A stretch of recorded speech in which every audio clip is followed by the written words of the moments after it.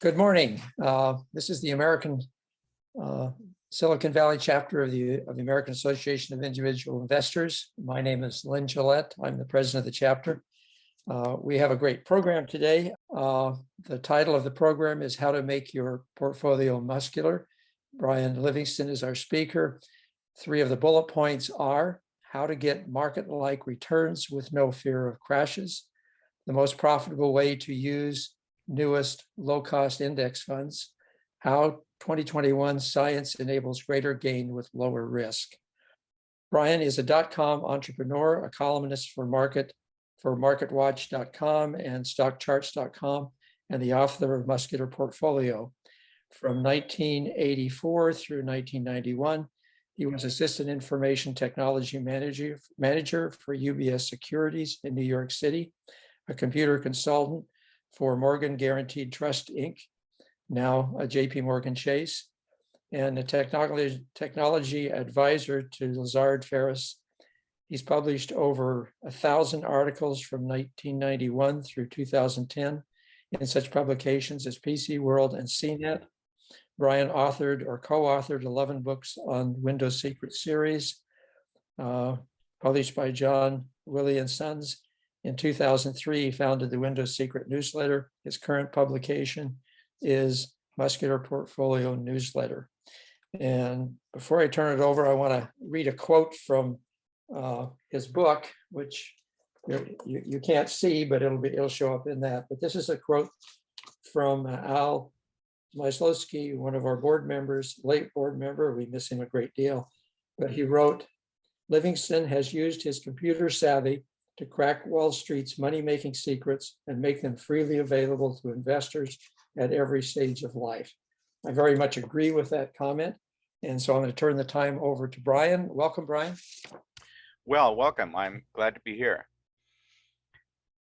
I'm glad to see everyone in the seminar too. And so you see me on the screen with the last of my 11 books called Windows Secrets.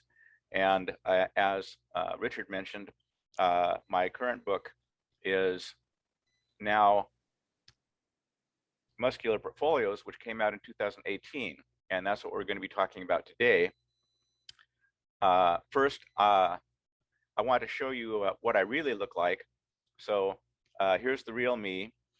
On the left is Pablo Picasso's famous painting of Dora Maar in 1937. And on the right is a drawing of me that my wife, Margie Livingston, internationally exhibited artist, drew on her Samsung Note 20 with an S Pen. And I think she made my unshaven head a little too stubbly, but otherwise it's a pretty good likeness.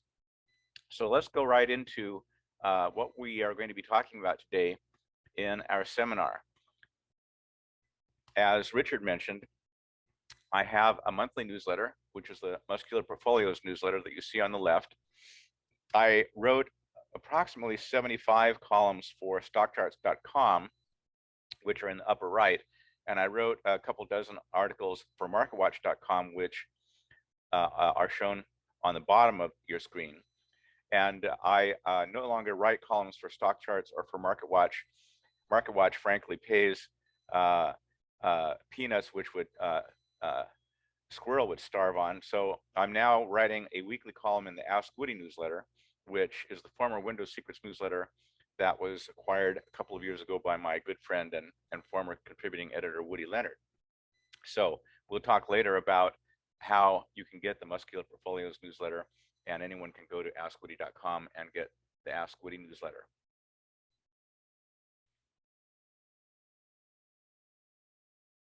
You're going to be hearing a little today about ETFscreen.com. This is a website that is totally independent of me. It's a data analysis site. They have a free membership and a paid membership. They monitor the performance of the three portfolios that are stated in the book Muscular Portfolios. Here we're showing the Papa Bear portfolio from January 1, 2007 up until yesterday. And you can see that in this 15 and almost 1.5 year period, the Papa Bear portfolio has quite substantially outperformed the S&P 500 even including the dividends that the S&P 500 puts out. You can go down in the lower section of ETF Screen's performance page, and every month you'll see exactly which exchange traded funds the Muscular portfolio had been holding, how much each of them earned, and what your return for that month was.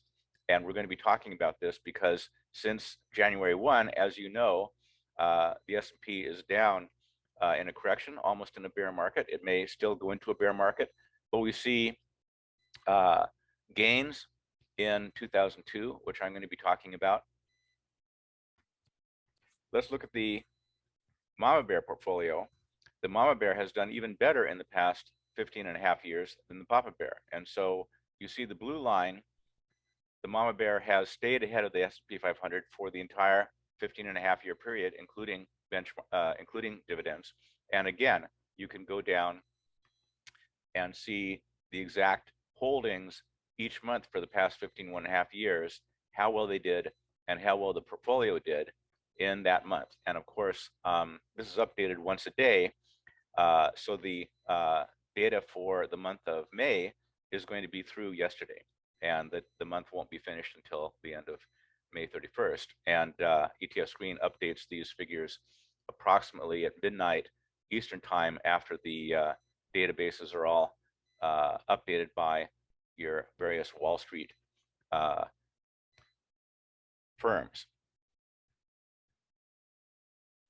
My own website here, the Muscular Portfolio site, is where you would sign up for the email newsletter, put your email address and name in here. I don't sell the book myself. You would get the book through Amazon or Barnes & Noble. Amazon presently has the best price on it.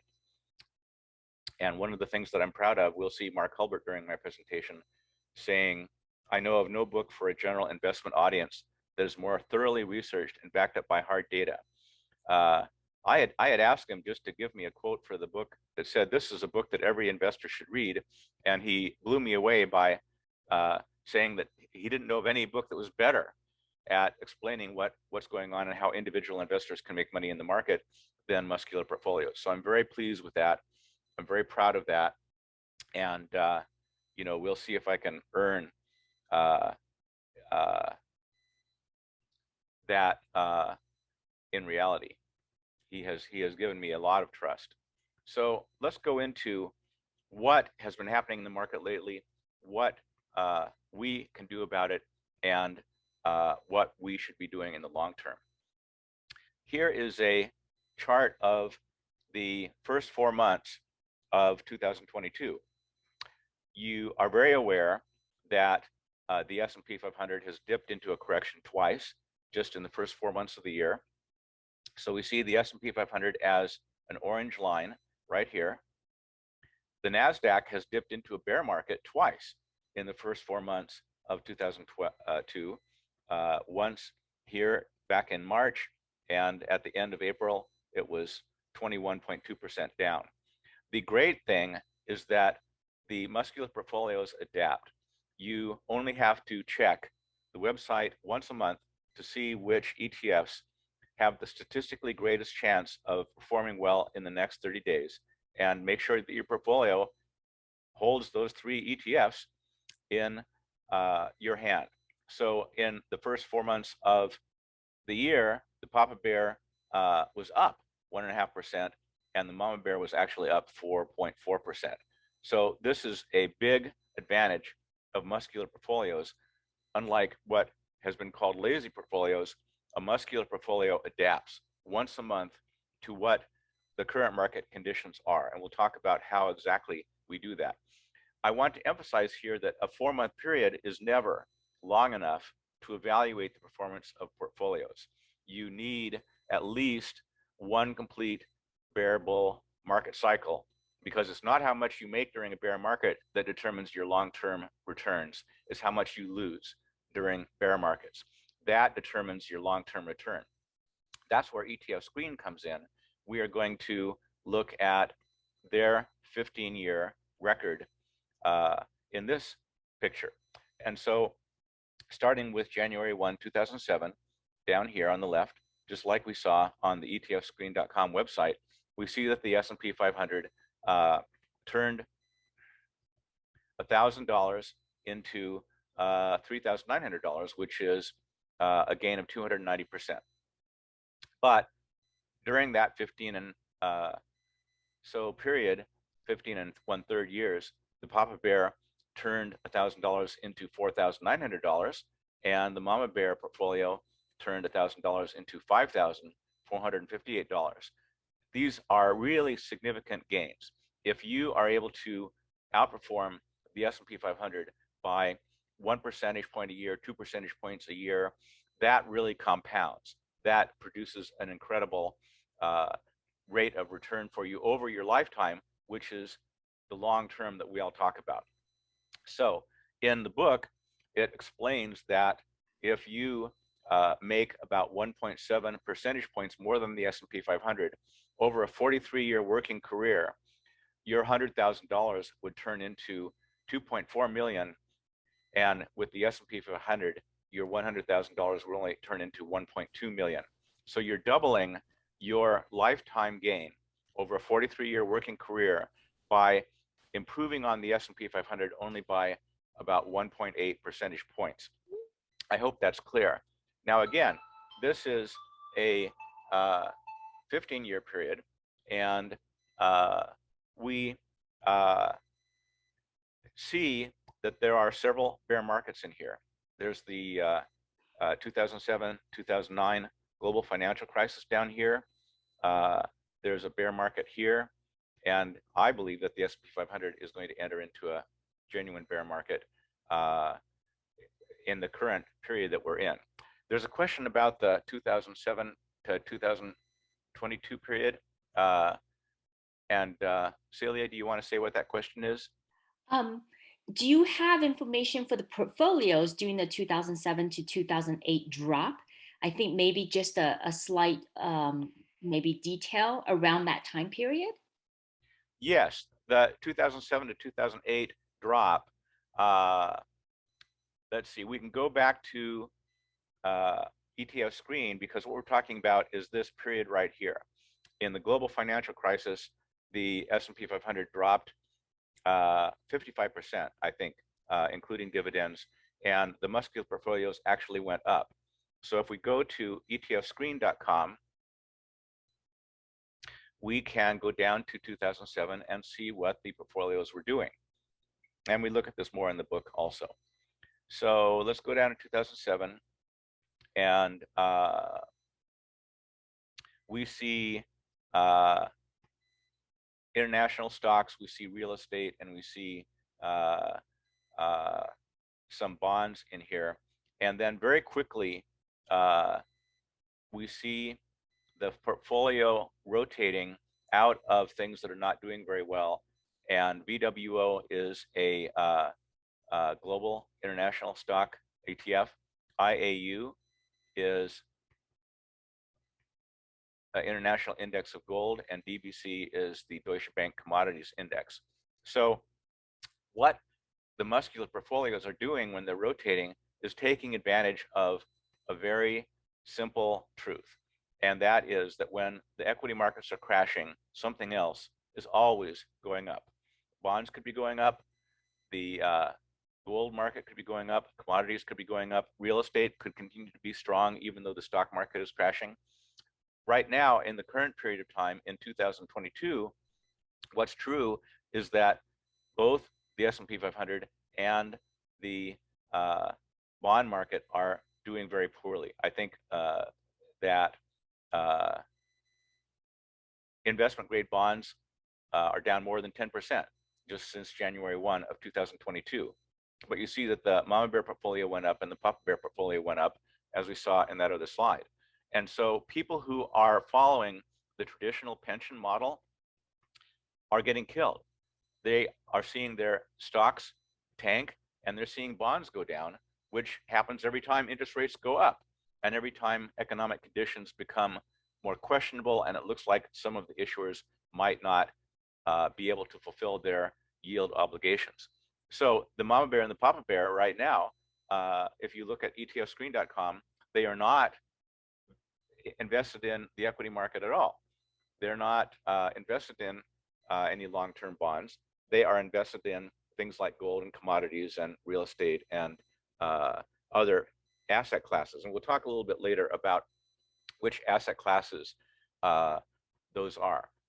Now, what we really should be talking about is the long-term returns of the portfolios. And this is our 43-year return, starting down here in the lower left in January 1, 1973. Then we go up, we see these are monthly closes. And so we see that the S&P 500 lost only 43% if you look at the month ending closes rather than looking at the daily closes. And as we have talked about, the Muscular portfolios went up during the global financial crisis because they rotated or tilted into asset classes that were still doing well. Then we had this bear market here around 1985, and that was, I'm sorry, 1987. This is the collapse, the great crash of 1987, which was one of the fastest crashes. It actually took 2.5 months for the market to get down. And you see, this is what we're trying to do with Muscular portfolios. The Papa Bear only lost 25%, and the Mama Bear lost only 18%. I consider any losses that are better than 25% to be survivable and to be manageable. If you can't handle your portfolio being down 20% or maybe 25% in one of the worst crashes in history, then you should be in cash. But if you can handle volatility that's half of what you would get in the S&P 500, then you are a true informed investor and you can take advantage of these principles. Now, we look over here at, this is the dot-com crash, and the S&P 500 was down about 45% from one month end to another month end. The Mama Bear was down only 7%, and the Papa Bear was down only 18%. Then we have this global financial crisis, and the S&P was down 51%. The Papa Bear was down 21%, and the Mama Bear was down only 18%. These produce stunning improvements. Keeping your losses small is the key to long-term investing. So we see that the S&P 500's long-term gain is around 10% annualized, 10.04 specifically. But the Mama Bear had produced 14% annualized, and the Papa Bear had produced 16% annualized. I feel that individual investors should rely on getting a 10% return out of the market over the long term. When you look at bear market, bull market cycles, which Wall Street calls the primary cycle, it really is true that keeping your losses small during bear markets and crashes is the key. And we'll look at some other investors that have shown this and have proven this, that large losses are just devastating to your portfolio and your long-term return. We don't want to suffer those large losses. Not only are they harmful to your return statistically, they're also harmful to your feelings emotionally. A lot of people bail out when the market is down more than 25%. This is what we call the emotional pain point, or the investor's breaking point. We don't want to ever experience our life savings going down more than 20% or 25%. We want to protect ourselves against those crashes, but we don't want to use market timing. I wrote a column in MarketWatch, which you can search on Brian Livingston market timing site /marketwatch.com and find it, that reported on a study by Mark Hulbert showing that pretty much none of the hundreds of market timing newsletters that he studied, most of which had gone out of business because they were not accurate, none of the market timing newsletters were reliable in predicting bear markets and being able to time the market. So what we're doing with Muscular portfolios is not timing the market. We're using a principle called asset rotation. We simply want to be in the 3 exchange-traded funds that have the statistically best probability of going up in the next 30 days. And once a month, we might make a change. Some months we don't make any change because it's not necessary.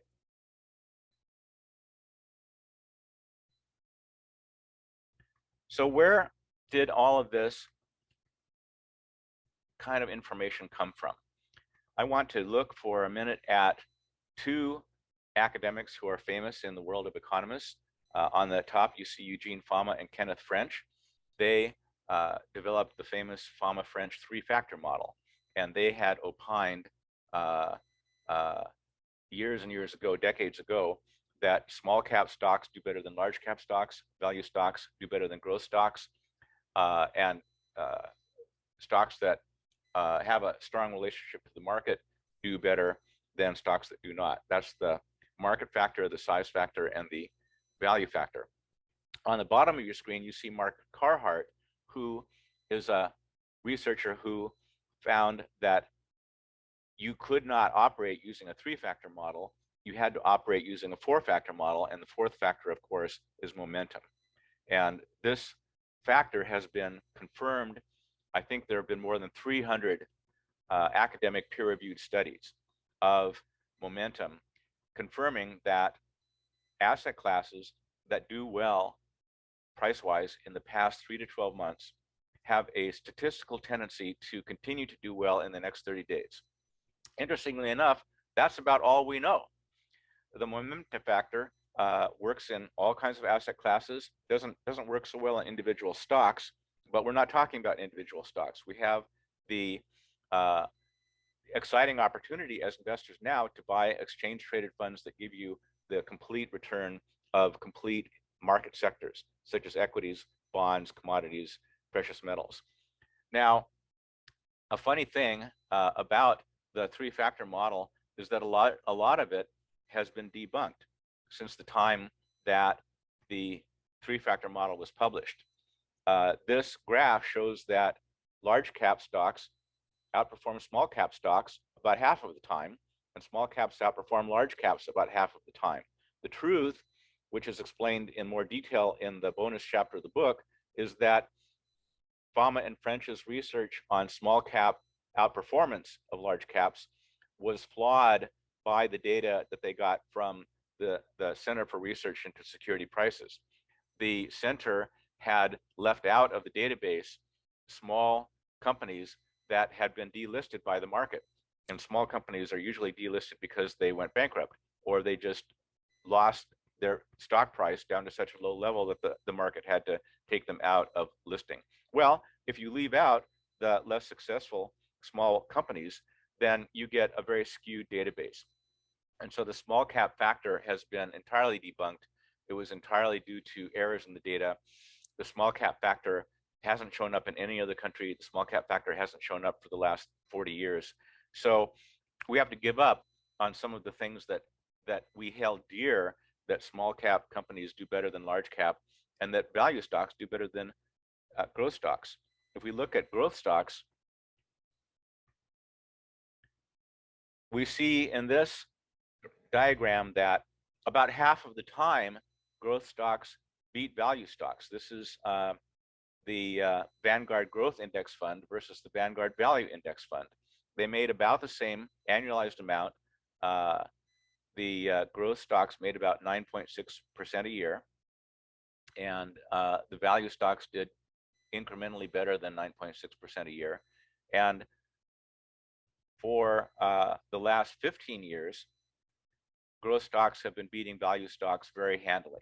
And that has been the cause of a lot of gnashing of teeth among economists and market analysts, because they don't understand it. Well, if you look at a certain period of time in the past, as Fama and French did, you would see that that value stocks beat growth stocks. But that doesn't mean in that 40-year period is going to be repeated in the next 40-year period. It's not. So a surprising thing about all the academic research that has come out is that the factors economists showed in their papers were the reasons that some assets grew faster than other assets. Most of those factors have been debunked. So the small cap factor, what this shows is that before the studies were published, small caps outperformed about 7 percentage points, but after the publication, small caps only outperformed 0.8%. Value stocks were published to say they outperformed growth stocks by 9 percentage points, after the publication of that study, value has only outperformed by 1.4%. And here's value blend, which is both large cap and small cap, 9.8% outperformance. Almost 3/4 of that outperformance disappeared after publication of the studies. Low beta is attempt to capture the excess return from stocks that have a low correlation with the stock market, not a high correlation. And they were supposedly outperforming other stocks by 7 percentage points after publication. That dropped down to outperformance of only 2%, and that may be random. What we see with momentum is that more than 2/3 of the outperformance of momentum as a selection factor for asset classes still occurs. And so the studies showed that there was a 5 percentage point outperformance, and even after publication from 1993 to 2016, you still had almost 4 percentage points of outperformance. So momentum has really proven itself as a factor that is not just a flash in the pan. It's not due to errors in the data. It's not due to just selecting a certain period of time and analyzing that. It is truly a genuine, classic factor that has very strong history behind it, very strong psychological factors behind it, as a matter of fact. We're going to look at what kind of psychological factors are affecting us. One of the things about us is that we're human. We have pets, we have dogs, we have cats, and we all know that cats like to chase a red pointer that you're flashing around on the floor. It's a compulsion. It looks like prey, and the cats jump after it. It's a lot of fun. They never can catch it. In the bottom half of the screen, we see that humans have a similar compulsion, but it's not chasing red laser pointers. We have a compulsion to chase jagged lines that we see on a screen. That looks like profit to us. And so as human beings, we tend to get caught up in, how do I make more money? How do I trade more often? How do I trade faster? We kind of have a psychological urge to look at a very complex universe of data in the stock market and say, I can figure that out. I can beat everyone else. I can see a formula. I can see a pattern that no one else can see. Now, we need to deal with this. And I'm going to give you a little quiz here. So here's a market, and I'm going to ask you about what we see on the screen here. The question is, what market is this? What is this a graph of? Is it A, a weekly chart of the S&P 500, B, a daily chart of the Dow Industrial Average, C, a 5-minute chart of the NASDAQ Composite, or D, a series of coin tosses? So think about this. We're not going to ask you to tell everybody what your guess is, but just think, would I choose A, B, C, or D? Here's the data. This is approximately 1,000 data points. So what do you think? I can even give you a clue. This data has support and resistance. You can see support lines here. They're consistent from this period over to this period. It has channels. When the graph gets into a trend, it's a strong trend. And so how does that help you to realize what this is a graph of? The S&P 500, the Dow, the NASDAQ, or just random coin tosses? So think about your answer, and now I'll show you what the answer is. This is a series of random coin tosses. Professors had students tossing coins and writing down whether the answer was heads or tails. And if the answer was heads, the index went up a point, and if it was tails, it went down a point. The fact that we have to understand is that this looks exactly like a stock market index. It looks exactly like a graph, whether it's the S&P 500, the Dow, or the NASDAQ, and whether you chart the S&P 500, the Dow, or the NASDAQ over different periods of time. Market data is fractal, so you can't really tell from a chart without having a time scale whether it's daily, weekly, monthly data. Now, the fact that there's so much randomness in the market fools us it attracts our brain because we think, oh, I can find the pattern here. And indeed, you can find very strong patterns in random data. But that doesn't mean that we are going to be able to make profits from that. The problem with all of the books and all of the investing theories that I've seen is that they rely upon past data that has a great deal of randomness in it, and then they extrapolate from that saying this pattern will persist into the future. Well, it won't. And then investors find that the formula fails, and they find that their life savings have gone down 30%, 40%, 50% or more. So let's look at the beast. Let's look at what it is we're trying to avoid. On average, the market goes down more than 40% every 18 years. So I consider a 20% down to be a bear market, 30% down to be a crash, and 40% down or more to be a severe crash. And just in the past 9 decades, we've seen 5 of these severe crashes. So here we have a 51% down in 1937 to 1938, which was a Federal Reserve tightening period, a 56% down in the global financial crisis, which was a housing bubble, a 48% down in the oil embargo of 73, 74, 50% down in the dot-com crash, and 79% down in the Great Depression. Now, these figures are adjusted for dividends, and they're adjusted for inflation. So actually, you're seeing your real return here, your take-home return, what you can spend from what you're getting in the market. We simply don't want to be experiencing these kinds of crashes in our own portfolios because they're very deadly to our long-term lifetime results. Now, the S&P 500 is so famous and it's so rewarding at times. But here, if we look at it in terms of real return, adjusted for dividends and adjusted for inflation, we see this period from 2000 to 2015. And the book came out in 2018, so I was using the data that was the most current then. After inflation, you had 0 gain from the S&P 500 for 13.5 years. So this black dotted line here shows you had exactly the same amount of money after inflation, the same real amount of money at the end of the 13.5-year period as you started out with in 2000. And then you had a nice bull market here, and okay, you had a 28% gain. But what it looked like if people were just looking at the market in terms of its nominal or its raw scores, it looked like you had made a 3.9% annualized rate of return. In truth, counting inflation, you only made a 1.6 annualized rate of return. And so the S&P 500 is not hard to outperform.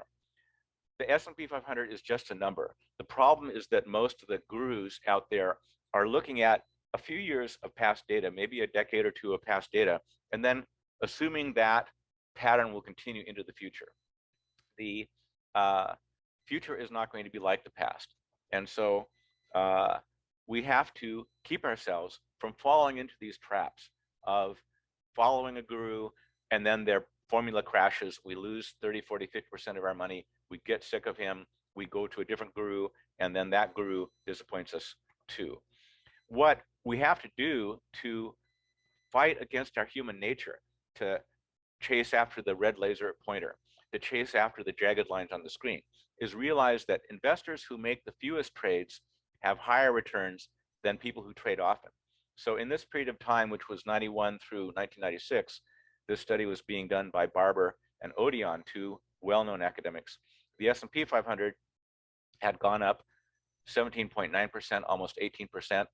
And the 1/5 of investors who made the fewest trades, they went up 18.5%. So they exceeded the S&P 500. But as you traded more often, those traders made less and less money. The 1/5 of traders who made the most trades in that period of time made only 11.4%. And of course, that's much worse than the S&P 500. Our emotions, our opinions deceive us. And they made less money, not just because they made more transaction costs, they had bid-ask spreads they had to pay, they had commissions they had to pay. They had a lower return because the human mind fools us into thinking that we can tell with our guesses what assets are going to go up the most. We can't. It's too random. There's too much noise in the market, and having fewer trades is a much better strategy for you than having more trades. A great improvement that has occurred to us is the inauguration of exchange traded funds. The first exchange traded fund was SPY or SPY. It tracks the S&P 500, but the market is now flooded with hundreds of ETFs that track every conceivable index, and even indexes we couldn't conceive of, but they're actually trading them. So now you have fees for index funds that are a tiny fraction of 1%, and maybe a tiny fraction of 1/10 of 1%. You're getting down to 3 basis points of annual fees for indexes that track a very well understood, very well followed index. And commissions have largely disappeared. And so now we do not any longer have to analyze individual stocks. The index funds, the exchange traded funds that follow an index, give us 100% of the return of any market that we choose to invest in. And the whole concept of doing technical analysis of stocks has become obsolete. We get a much better return using these very low cost index funds rather than trying to do all of the calculations, which just convince our minds that we're doing the right thing, which turns out to be not the right thing at all. So what we're doing with Muscular portfolios is we're using the momentum factor, we're using exchange traded funds to just tilt into those assets that happen to be rising at the present time. We don't really care. It could be equities, it could be bonds, it could be commodities, it could be gold, it could be real estate. We don't really care because something is always going up. When the market is crashing, there are always other things that are going up. And so we use the momentum factor to help us keep our money while the rest of the world is losing it.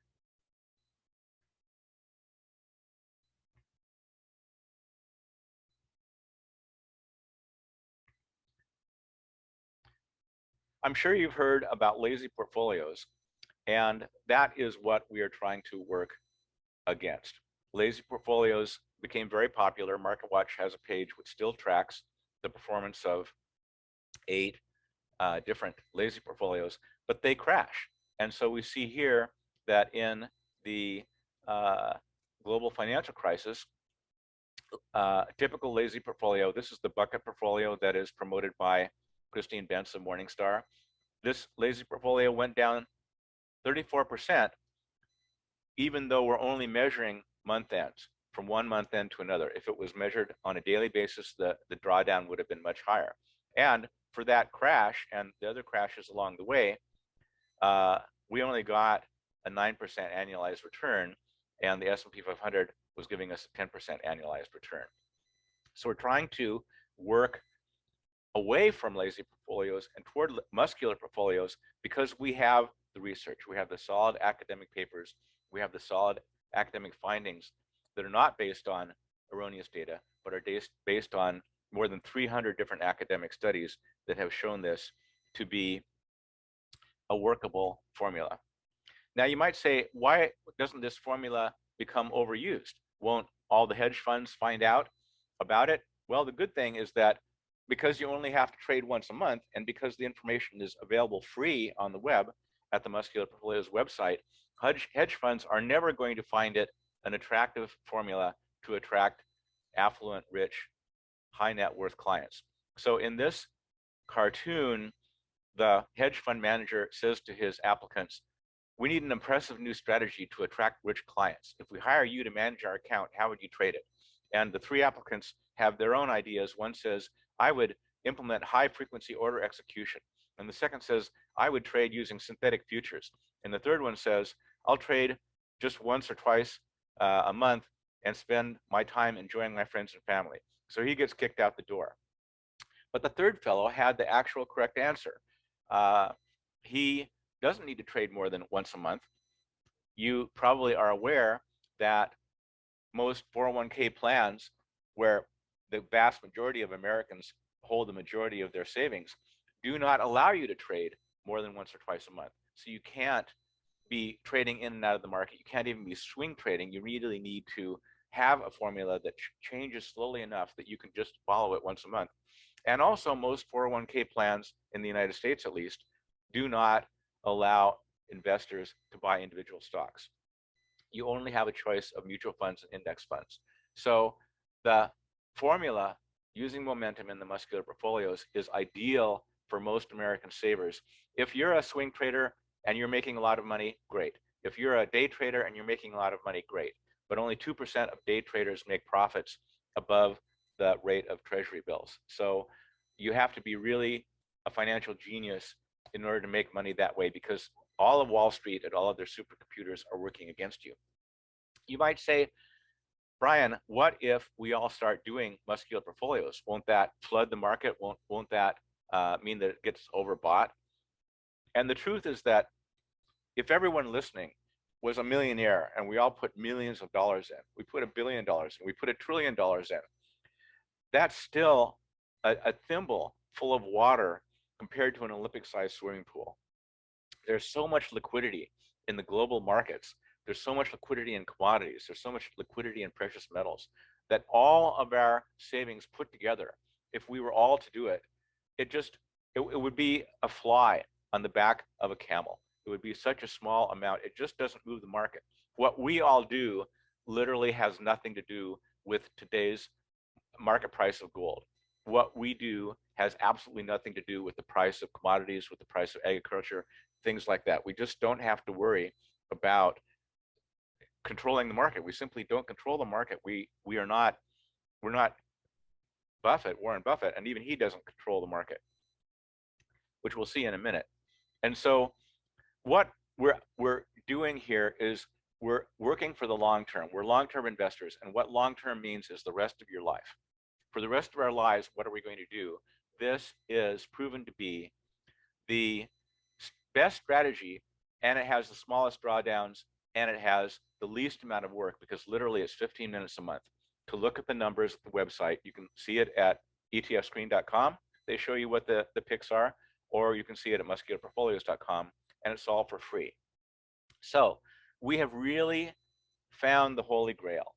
What Wall Street pundits have said for years is impossible, the holy grail, to have a higher than market return but have lower than bond-like volatility. It's really real. We've really discovered this, and my job as an investigative journalist has been to show people what it is and how it works, and then to maintain a website that's completely free, that you can see what the picks are. You check it once a month. About 3 out of 12 months of the year, there's no change at all, because the 3 ETFs are the same this month as they were last month. So you just turn off the computer, go outside and have fun. But it's very, very simple, and it works with any 401k plan that allows you to make trades once a month. I actually was in a 401k when I was assistant information technology manager of UBS Securities headquarters in New York. That 401k plan did not allow investors to make changes more than once every 3 months. That was a problem. My wife and I decided to keep our money in money market funds. That was in 1986, 1987, when money market funds were paying 5%. And we're going to get back there. I can promise you, we're getting back to the days when a money market fund will get you 5%, and you better see how low the S&P 500 is then. But we decided that we could accept the money market rate of return, since the company was matching 100% of whatever I put into the 401k up to 3% of my salary. So if you're in that situation, that's a 100% return per year. I worked for UPS for over 2 years. So you were getting a 100% return every year on your money. There's no place on Wall Street that can possibly guarantee you that kind of return. So we just took the money. And then once I left UBS for another company, then I could invest it as I liked. But most 401k plans today, if they don't allow people to make changes at least once or twice a month, they won't have very many customers. They won't cover very many employees. So it all depends, but I think we've really found what works for people who are in a 401k, or they're in the federal thrift savings plan, or they're in an IRA, or they're in whatever. Now, speaking of long-term investors, I'd like to go back to Warren Buffett for a minute. So here is a question about Warren Buffett's performance. Here is the S&P 500, and here is Warren Buffett's BRK tracking stock for the period of March 2000 through June 2015. So over here, we're in March 2000, and you can see that the S&P 500, just like the previous image that we saw before, went up 28% adjusted for inflation. And Warren Buffett went up 169% adjusted for inflation. That's tremendous. It's an enormous outperformance of the S&P 500 for that period of time. Well, the question is, how much did Warren Buffett outperform the S&P 500 during the two bull markets that are shown on this graph? So here's a bull market from 2002 to 2007. The S&P 500 went up 90%. And here's the bull market from 2009 to 2015. The S&P 500 went up 208%. The question is, A, did Buffett's portfolio go up more than 5 percentage points annually? Did it go up, B, 0 to 5 percentage points annualized? C, did Warren Buffett underperform the S&P 500 in these two bull markets? Or D, the answer cannot be determined. So think about how you would answer. How much did Warren Buffett outperform the S&P 500 in these two bull markets? The recovery from the dot-com crash in 2002 and the recovery from the global financial crisis in 2009. Here's the answer. Warren Buffett's portfolio underperformed the S&P 500 during both of those bull markets. Now here we see the S&P 500 as orange, and Warren Buffett's portfolio is blue. And we can see that in this bull market, the S&P 500 gained 90%, and Warren Buffett's portfolio gained only 56%. Then we look at the recovery from the global financial crisis, and the blue line, Buffett, only went up 150%, and the S&P 500 went up 208%. And so, is Warren Buffett stupid? Is he nuts? Well, no. Warren Buffett understands that it is keeping your money during the bear markets that makes you a better investor. So here in the dot-com crash from 2000 to 2002, the S&P was down 50% in that period, and Buffett's portfolio was actually up 17%. Here in the global financial crisis, the market was down 56%, and Buffett's portfolio was only down 41%. So let's go back and look at the long-term performance. Just those two bear markets, when Warren Buffett's portfolio went down less than the S&P 500, or even gained while the S&P 500 was crashing, produced this enormous, tremendous outperformance. And so we as investors need to understand that if our portfolio is outperforming the S&P 500 during a bull market, we are taking on too much risk. We are going to see our portfolios crash. We're going to lose half of our life savings as soon as the bubble is over and the bear market really takes hold and the S&P goes down, down, down. We've seen this firsthand in the last 4.5 months. The people just changed their psychology. Whoa, the S&P 500 is way, way too high. I think I'd better get out. And they're even getting out of bonds because they're afraid of interest rates going up and they're afraid of inflation. And so equities are going down, bonds are going down, but people who are following Muscular portfolios are watching their portfolios go up because there's always something going up when equities are crashing and bonds are losing their value because of inflation. Well, you might say, why don't we just all follow Warren Buffett and we'll just buy BRK and just be done with it? Well, the answer is that whatever Warren Buffett was doing in buying companies and holding them for the long term, it's not working so well anymore. So in the bottom half of this chart, we see with this red dotted line that the outperformance of the S&P 500 has been reduced to nothing, maybe even slightly less correlated with the S&P 500 than it ever was before. And so you can't just follow a guru. You have to be reading the research, understanding what the long-term factors that affect the market are, and taking advantage of them. Now, why Buffett could do so well when the market was crashing is because of a mathematical principle. And I'd like to show that to you here. The truth is that if you suffer only half of the S&P 500's losses during its down months, you only need to capture 2/3 of the S&P 500's gains in its up months, and you outperform the S&P 500 very strongly. So here we see the 2015 period again. And if you went down with your portfolio only half as much as the S&P 500 in a month when the S&P 500 went down, in the dot-com crash, your portfolio would have only gone down 20%, and the S&P 500 would have gone down 40%. And then look, in the next bull market here, the S&P would have gone up 107%, but your portfolio only went up 74%. Well, what's going on? The S&P went up 107, I only went up 74%. But you see that your portfolio is way ahead of the S&P 500 because you didn't have the massive losses that the index had during its crashes. And then once again, we see the global financial crisis here in 2008.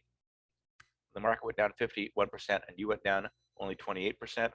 And then in the recovery from the global financial crisis, the S&P 500 went up 219%, and your portfolio only went up 146%. You might say, well, I'm underperforming, but that's not true. After that 15-year period, your portfolio would be up 146%. You would have more than doubled your money, and the S&P 500 did not double your money. It went up only 82%.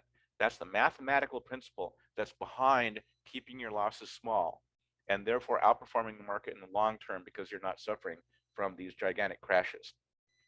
Celia, are there any questions you think about what we've shown on the Buffett portfolio and the mathematical principle here? Not specific questions, but I don't know if you would like to address capital gains taxes in terms of, how it affects the performance of this rotation strategy.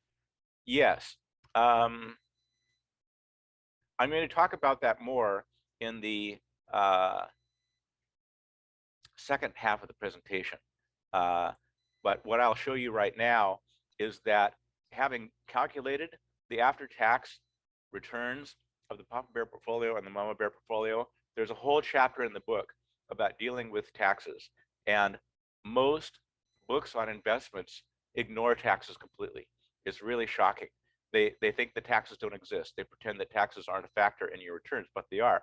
What we see here is going from a 43-year period from 1973 down on the left to 2015. The Papa Bear we saw had made a 16% annualized return. And if you were in a low tax bracket, like the 10%, 12% tax bracket that most people are in, that would have been knocked down a percentage point to 15%. But even if you were in the highest tax bracket, which is about 43%, you have a 39% income tax, plus you have a 3-something% Medicare tax, plus you have other surcharges. Even if you were in the highest tax bracket, you still would have slightly made more than the S&P 500 without the crashes that go with the S&P 500's very heart-wrenching bear markets. And so we'll talk about that more in the second half because really a lot of people are using tax-deferred accounts now, and with that, they don't have to worry so much about taxation. If I can go on, I think it's important that we understand what's going on with the basic math of what's happening here and the basic factor of momentum. What Mark Hulbert, who started the Hulbert Financial Digest several decades ago and sold it to the Wall Street Journal, found is that people's investing strategies if they performed well and they were in the top quarter of all strategies for a period of 1 year, 5 years, or 10 years, it was only random chance whether they were in the top quarter in the next 1 year, 5 years, or 10 years. So being in the top quarter of performance, even for a period as long as a decade, had no effect on whether you could expect those performances to continue even for the next 1 year.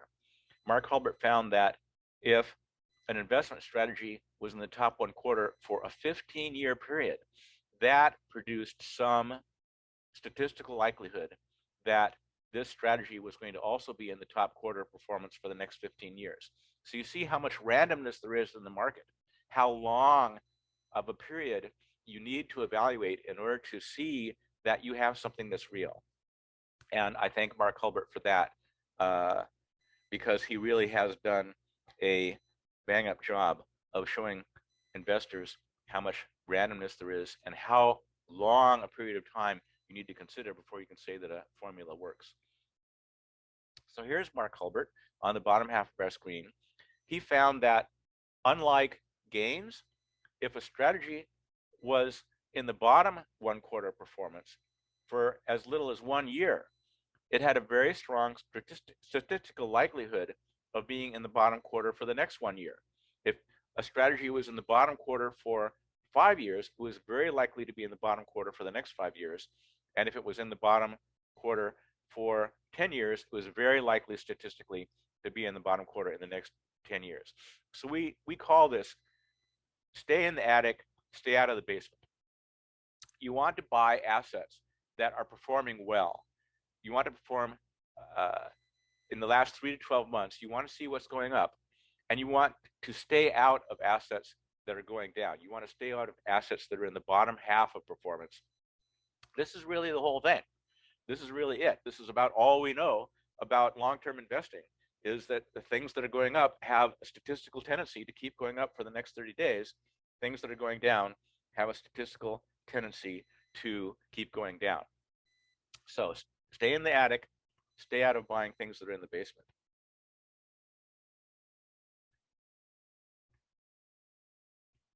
Another bit of evidence that short periods of time are meaningless because of the randomness in the market is that we constantly see 1 year, 2 year, 3 year performance records from hedge fund managers, from actively managed funds, from indexes and exchanges. And what we see from the evidence is that a period of as long as 3 years tells you nothing about which strategies are going to perform the best in the next 3 years. On the left, we see that there were 412 portfolio manager changes by 3,400 financial institutions from 1996 to 2003. And so these financial institutions are hiring outside managers. Well, what we find is that they fire the managers who underperformed in the last 3 years. So here we have the existing managers. They beat the benchmark by 2 points. But the financial institutions saw these other managers who beat the benchmark by 11 points. Whoa, let's fire the underperforming managers and hire the outside managers to manage our Monday. And so there's a firing decision where they get rid of the people who produce the outperformance of 2 points. And in truth, in the following 3 years, the managers who were fired went on to beat the benchmark more than the managers who were hired. So we call this a reversion to the average, that outperforming for a short period of time means it's very likely that you're just going to revert to being average or revert to underperforming. And financial institutions that hire outside money managers really need to look at themselves and reevaluate the period of time that they're using to evaluate, especially changing managers who are outperforming and replacing them with people who supposedly are going to outperform.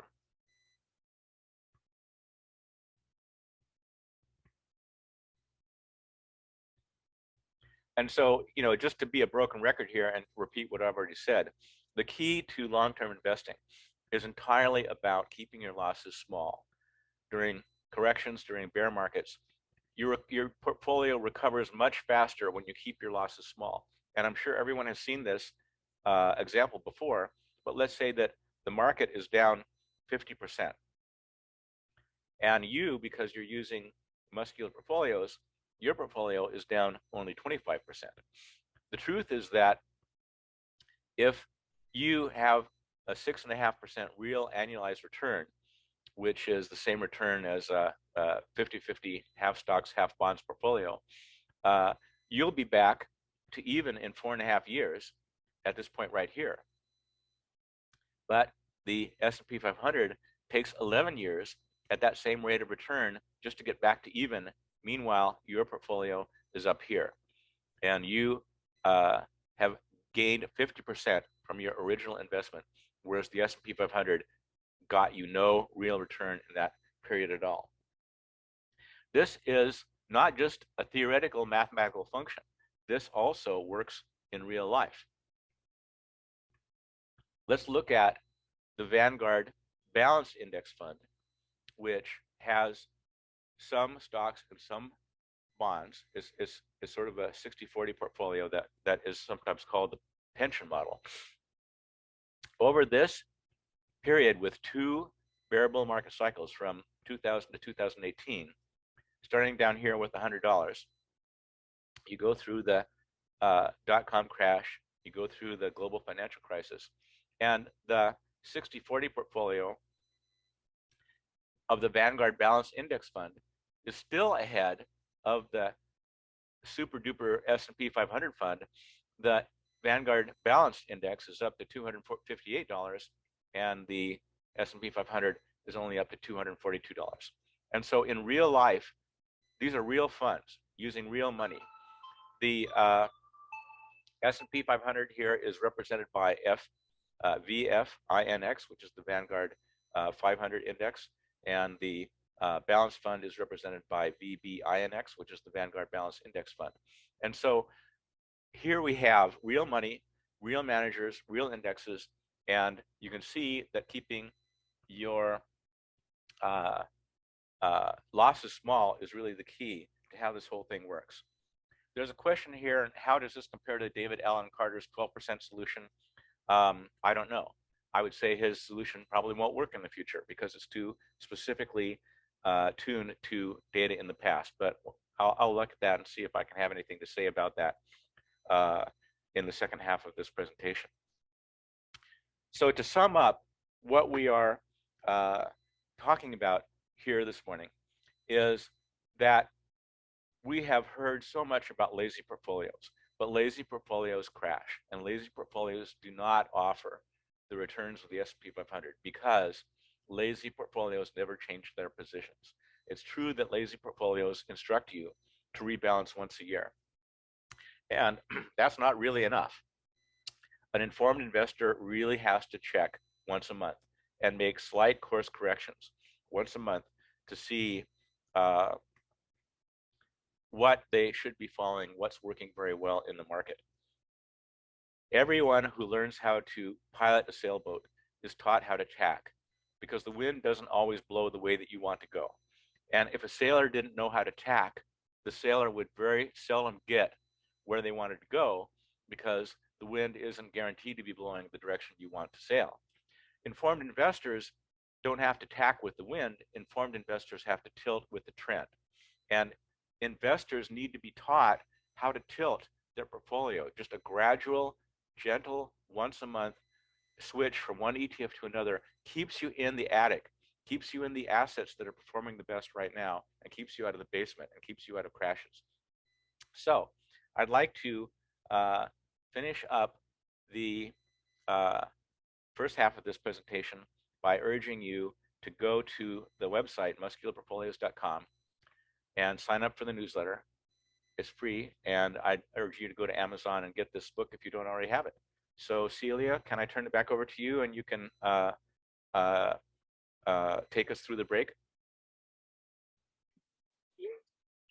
That sounds good. So let's come back at 10:15. Very good. Okay, I'm glad to be back. There was a question about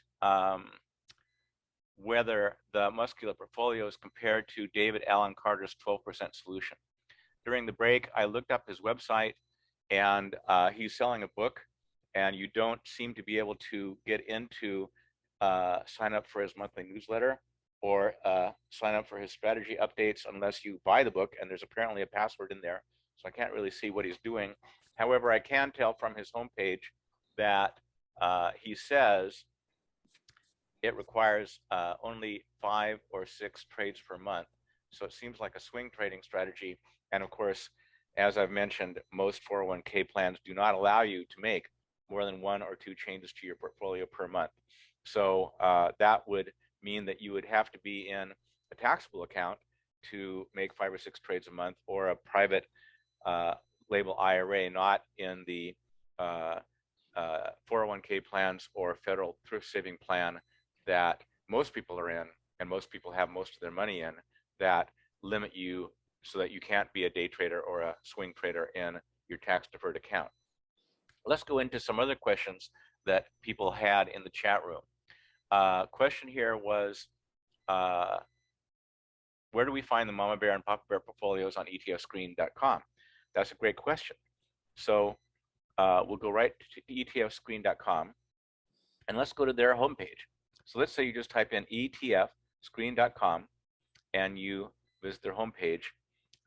In the right-hand sidebar here, we see the book, we see support pages for ETF, support pages for the book, and he's written a review of what's in the book in case you want to read that for free. So just clicking this link here, support pages on etfscreen.com, goes to the pages for the Muscular portfolios. And here we are with a summary of what a Muscular portfolio is and how it works. And then in the breadcrumb trail up here, you can go to the Mama Bear picks, and that page takes you to the list of the 9 ETFs that the Mama Bear portfolio is using, and it shows you with the green bars which of the 3 ETFs would be the ones with the statistically highest likelihood of doing best in the next 30 days.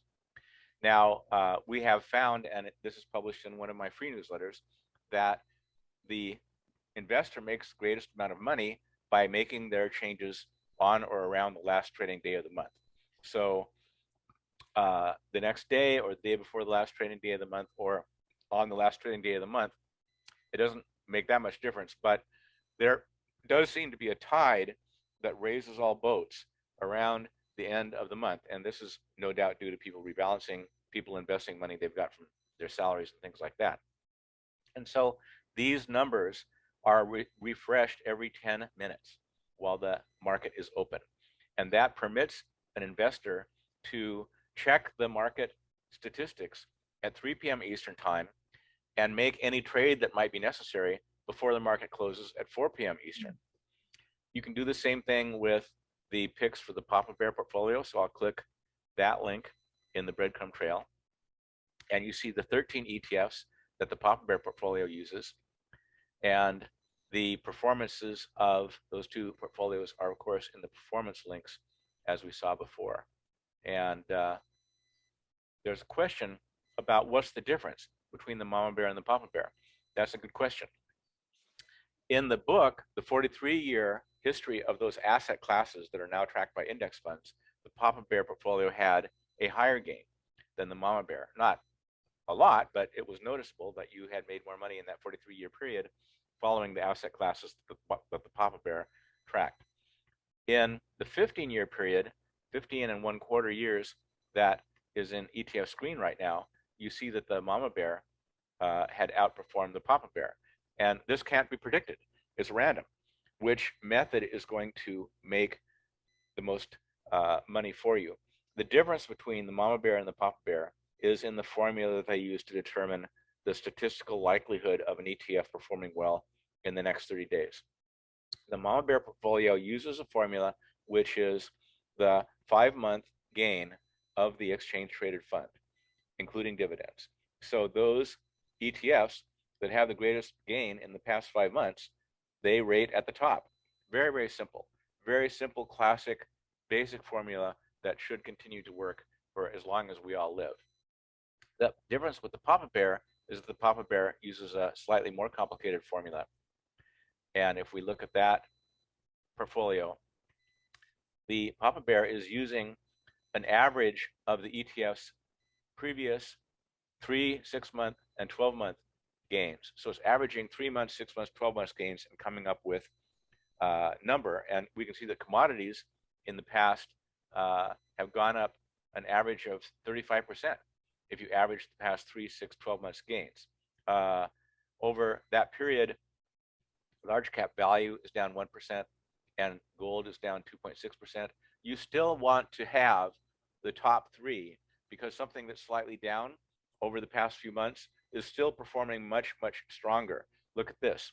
The average of the past 3, 6, and 12 months, long-term treasury bonds are down more than 21% in the average of those 3 periods. Emerging market stocks are down 17%. Corporate bonds are down 17%. Large caps, growth stocks are down 16%. And so this is what we mean by staying out of the basement. You see how much damage the asset classes that are in the bottom half of the performance index will do to your portfolio. Now, what do we mean by an asset class? So let's look at what asset classes there are in the world. You can basically divide them into 9 categories in 3 groups. First of all, at the top, you have equities. And we can divide that into 3 groups, which are US equities, developed market equities, which are all of the Western countries and Japan and Australia, other than the United States, and emerging market stocks, which are the smaller countries, which sometimes have a different growth path than the developed countries.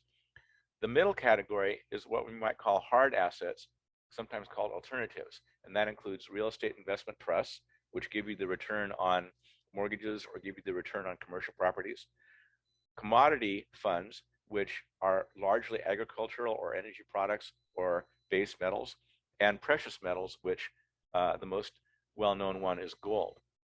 So those are another 3 ETFs that we would be interested in. And finally, you have the fixed income category down on the bottom, which we can divide into 3 assets: government bonds, investment grade corporate bonds, and cash or money market funds. So out of those 9 categories of assets, that covers pretty much the entire world. There are obviously speculative investments. You could be like chasing some hedge fund manager. But when we're talking about long-term investing, these are the asset classes that we are really interested in. Why do we hold the top 3 asset classes each month? Why don't we just hold the top 1? Well, the answer is that it's better for your life savings to hold the top 3 asset classes because they provide you with diversification. Diversification keeps losses small. You'll always find that one of the 3 ETFs performed better in a given month than the other 2 ETFs. How could it not? They're not clones. They're randomized assets that go up and down in value, and we're just happening to hold the 3 that are the most likely to go up in value in the next 30 days. And so the numbers have shown that holding the top 1 ETF through bear bull market cycles gives the investor less money, less return than holding the top 3. And why is that? Because the top 1 is going to be a lot more volatile than holding 3 ETFs at the same time. Now, there's a question in the chat room about inverse ETFs. So let's look at inverse ETFs. Those are ETFs that say that they'll give you the opposite of the return of whatever exchange they're following. The problem is that that is a myth. Here is a graph showing leveraged inverse ETFs, and this is on emerging markets. So the market itself of emerging market equities during this period from 2007 to 2017 went down 27%. So you think, well, I'll get an inverse ETF that gives me the opposite return of the emerging markets index. Well, that doesn't work.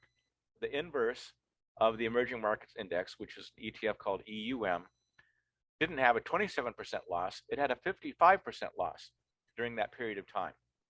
And if you used a leveraged inverse ETF which is offering twice the opposite of whatever the index is doing.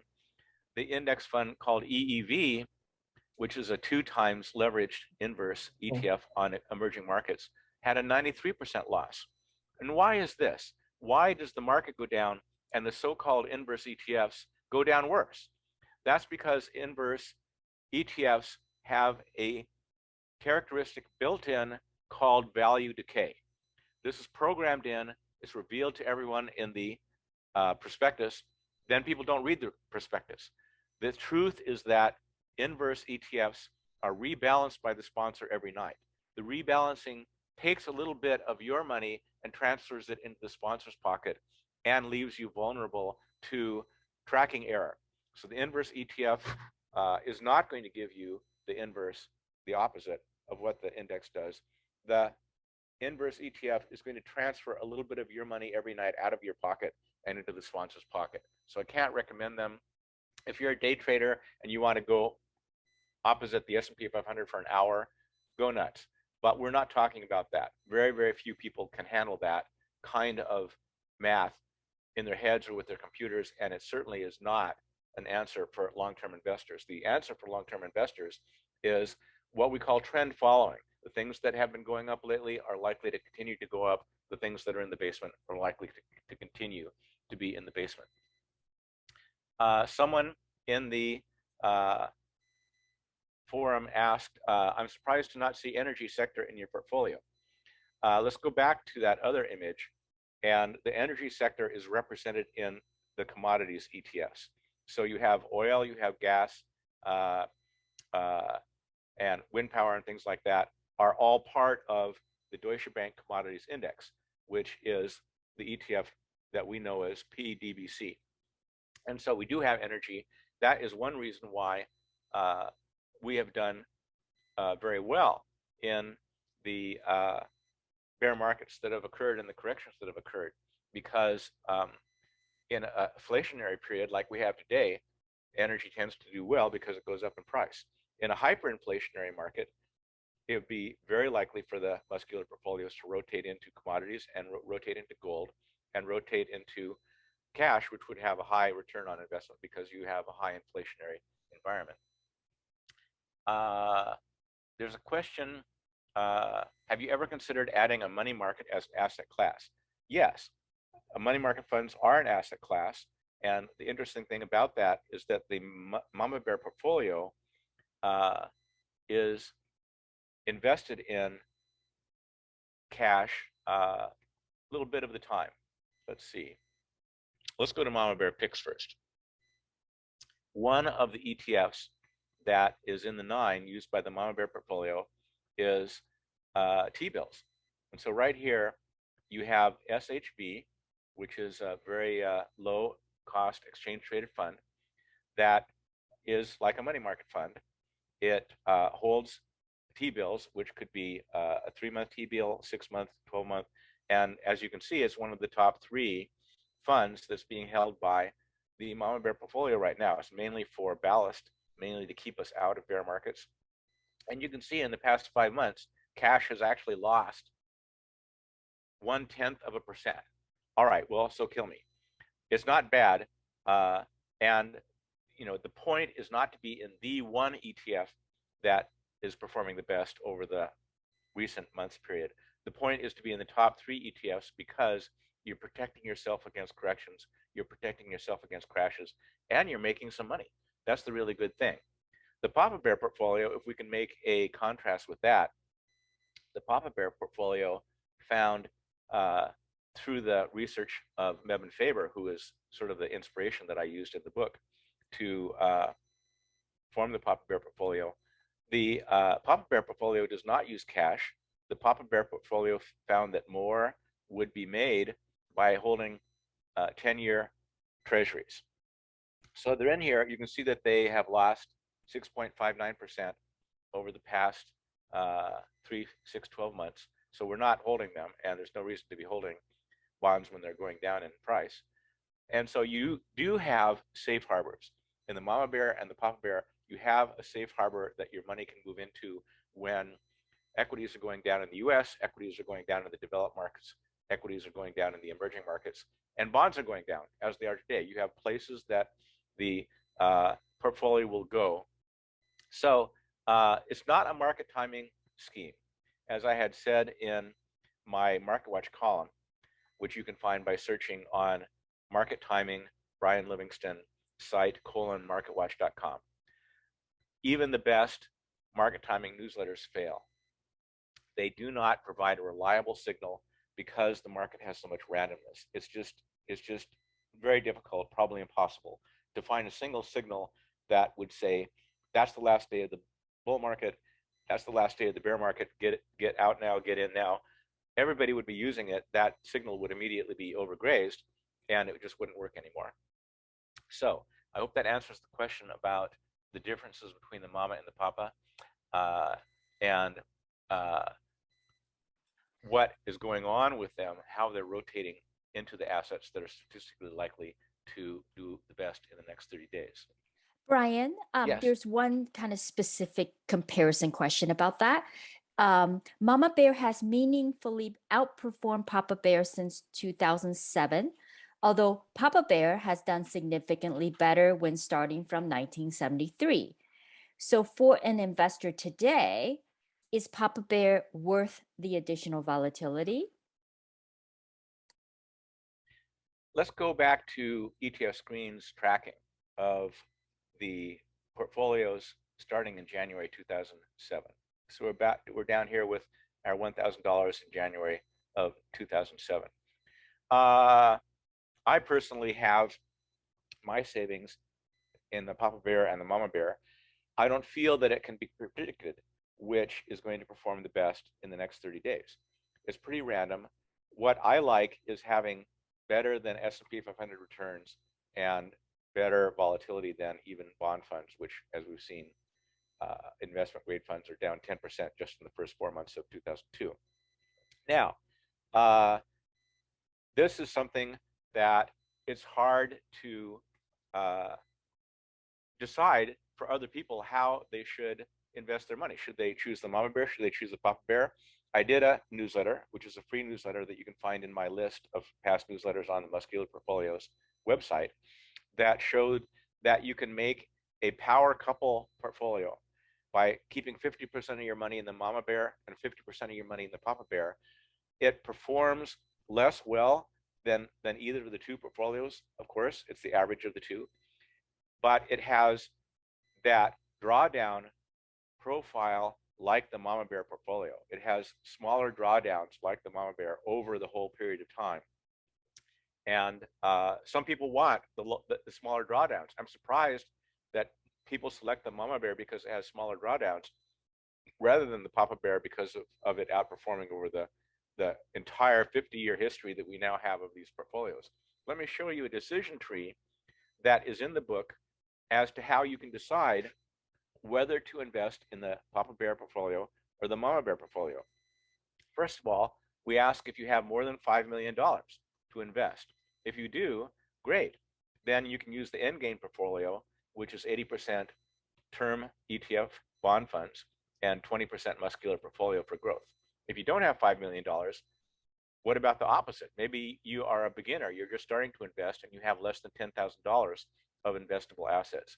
Well, in that case, we would recommend the Baby Bear portfolio, which is just 50% stocks and 50% bonds. This is a portfolio that has been recommended for, almost his entire life by Jack Bogle, the great founder of the Vanguard Group. And he recommended the 50-50 portfolio just because it protects your money from crashes while making a fairly decent return. The Baby Bear portfolio has done pretty well against the S&P 500, starting, if you go back to 1973, going back to the past and going all the way for the next 50 years. If you have more than $10,000 and you're a long-term investor, could you handle it if your portfolio went down 25% in a severe bear market while the S&P was down 50%, 55% or worse? If you could handle a 25% account decline, then we would suggest using the Papa Bear portfolio. It has larger declines than the Mama Bear because it uses this 3-month, 6-month, 12-month formula. instead of the simple 5-month formula. But over time, it should give you a greater gain because of its formula. Now, if you don't think you could handle a 25% decline in a severe bear market, can you handle an 18% decline in a severe bear market? The S&P is down more than 50%, and your portfolio is down only 18%. Measured between any 2 month ends. It's basically from any statement that you get to any other statement that you get. If you can handle that, then we recommend that you use the Mama Bear portfolio. If you can't even handle your account being down 18% in a severe bear market when the S&P is down 50%, then you're not a long-term investor. You're really a person who should be investing mostly in bonds or mostly in cash. And that provides a little return. So that would be for people who we would consider the ultra-conservative investor, someone who maybe they have $3-4 million that they built up over their lifetime in small businesses that they managed, and they want to leave that amount to their children, to their heirs. They don't want that money to go down one single dollar. They want that exact amount to be passed on to their heirs. Well, then they should be mostly in cash, mostly in bonds, mostly in the endgame portfolio, because that has the absolute smallest drawdown of anything that is in the book. And I haven't talked about the endgame portfolio before because most people are not in that situation. There's a question in the chat room that relates to this, which is, what do you recommend to a person who is elderly and they really only have a 10 to 15 year expectancy, that they have to get the best return they can? For people who have a life expectancy of 10 years or 15 years, I would say this: bear market occurs on the average every 8 years in the United States. What you want is to protect your money from corrections and bear markets and crashes. If we live another 10 years, we're going to see a bear market. If we live 15 years, we're very likely to see a crash, which I define as a loss of 30% or more in an index. And the market crashes more than 40% every 18 years on the average. So I believe that muscular portfolios are appropriate for anyone who has been given more than 30 days to live. And anyone who has a reasonable life expectancy, no matter how old you are, you can still live another 10 years, no matter how old you are today. I would say a muscular portfolio is the best research and the best science we have available to us that tells us how to get the maximum gain out of the noisy signal that we call the market with the least risk, which is represented by bear markets and crashes. If you are ultra conservative, then the muscular portfolios are not for you. You should be mostly in cash and bonds. If you are a long-term investor who can handle being down 18%, 20%, 22% in the worst crashes in history, then muscular portfolios are for you. Let's see, Celia, do you want to remind me of other questions that you have in the chat room that we should deal with? I think there's a few questions around, the specific ETFs you chose for the muscular portfolio, versus other ETFs that people could use, like XLE or some of the dividend ETFs. Would you like to speak to that a little bit? Yes. How did we pick the exact ETFs that are used in the book? And for that, I want to say something about Meb and Faber. And I was the president of the regional Puget Sound chapter of AAII for 7 years. I think it was about 2011 to 2017 or 18. And I met with Meb and Faber several times. He is the inspiration for the Papa Bear portfolio. And this is a picture from the book. What I say about him in the book is that, absolutely free, he gave out the information about momentum in a academic paper that's posted on the SSRN, the Social Sciences Research Network. And that became the most downloaded document in SSRN history. And there are hundreds of thousands of academic papers that have been posted there, because it's the place that you post your white paper, whether it's a draft or it's peer reviewed, if you want other people to see it. Now, even though his white paper that came out in 2013 has been downloaded hundreds of thousands of times, the formulas all still work because our investments are such a drop in the bucket of the world's equity cash flows that we simply don't represent any change in the value of those assets. We simply don't make any difference in the S&P 500. We don't make any difference in the commodities markets in the world. We don't make any difference in the precious metals markets in the world. But his paper did not provide a list of exchange traded funds that investors could use. And Meb, of course, is a wealth manager, and he wants people to come to him, and he will manage their money for them, and he will get a fee. So I spent literally weeks going through the asset classes that Meb and Faber had used in his white papers and Steve Lecomte had used in his white papers that I turned into a clone, which we call the Mama Bear portfolio. So the 9 ETFs in the Mama Bear and the 13 ETFs in the Papa Bear are specifically selected to track the exact same indexes that these gentlemen used in their academic white papers. There's no point in having an index of emerging market equities and then you use an ETF that doesn't track that index. You need to track that exact index. So when Meb Faber had released his quant simulator, which goes back to 1973, with numerous asset classes, he is tracking the Deutsche Bank Commodities Index, which is the exact same one that is tracked by PDBC, which is the portfolio of Deutsche Bank Commodities Index. That sponsor also has a related ETF called DBC, not PDBC. DBC produces Schedule 1 income, which is taxable, and we want to use PDBC because it produces normal Form 1099 income, which you can use in a non-taxed account, in a tax-deferred account.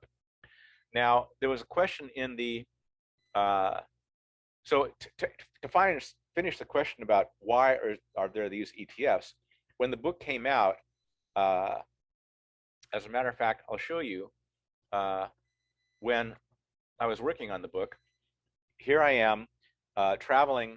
I spent a month in Switzerland with my wife, who, Margie Livingston. She was selected to be the artist in residence at this art institute in the capital of Switzerland, and they gave us an apartment, and here I am in my little room doing the research on what formula is actually going to be used to produce the Mama Bear portfolio.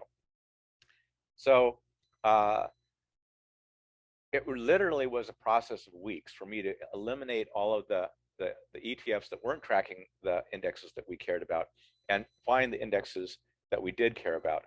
The Vanguard group happened to have most of the indexes that we wanted, and the Vanguard group at that time had the lowest annual fees, the lowest expense ratios of any funds in the business. That's why Vanguard group is such a huge player now.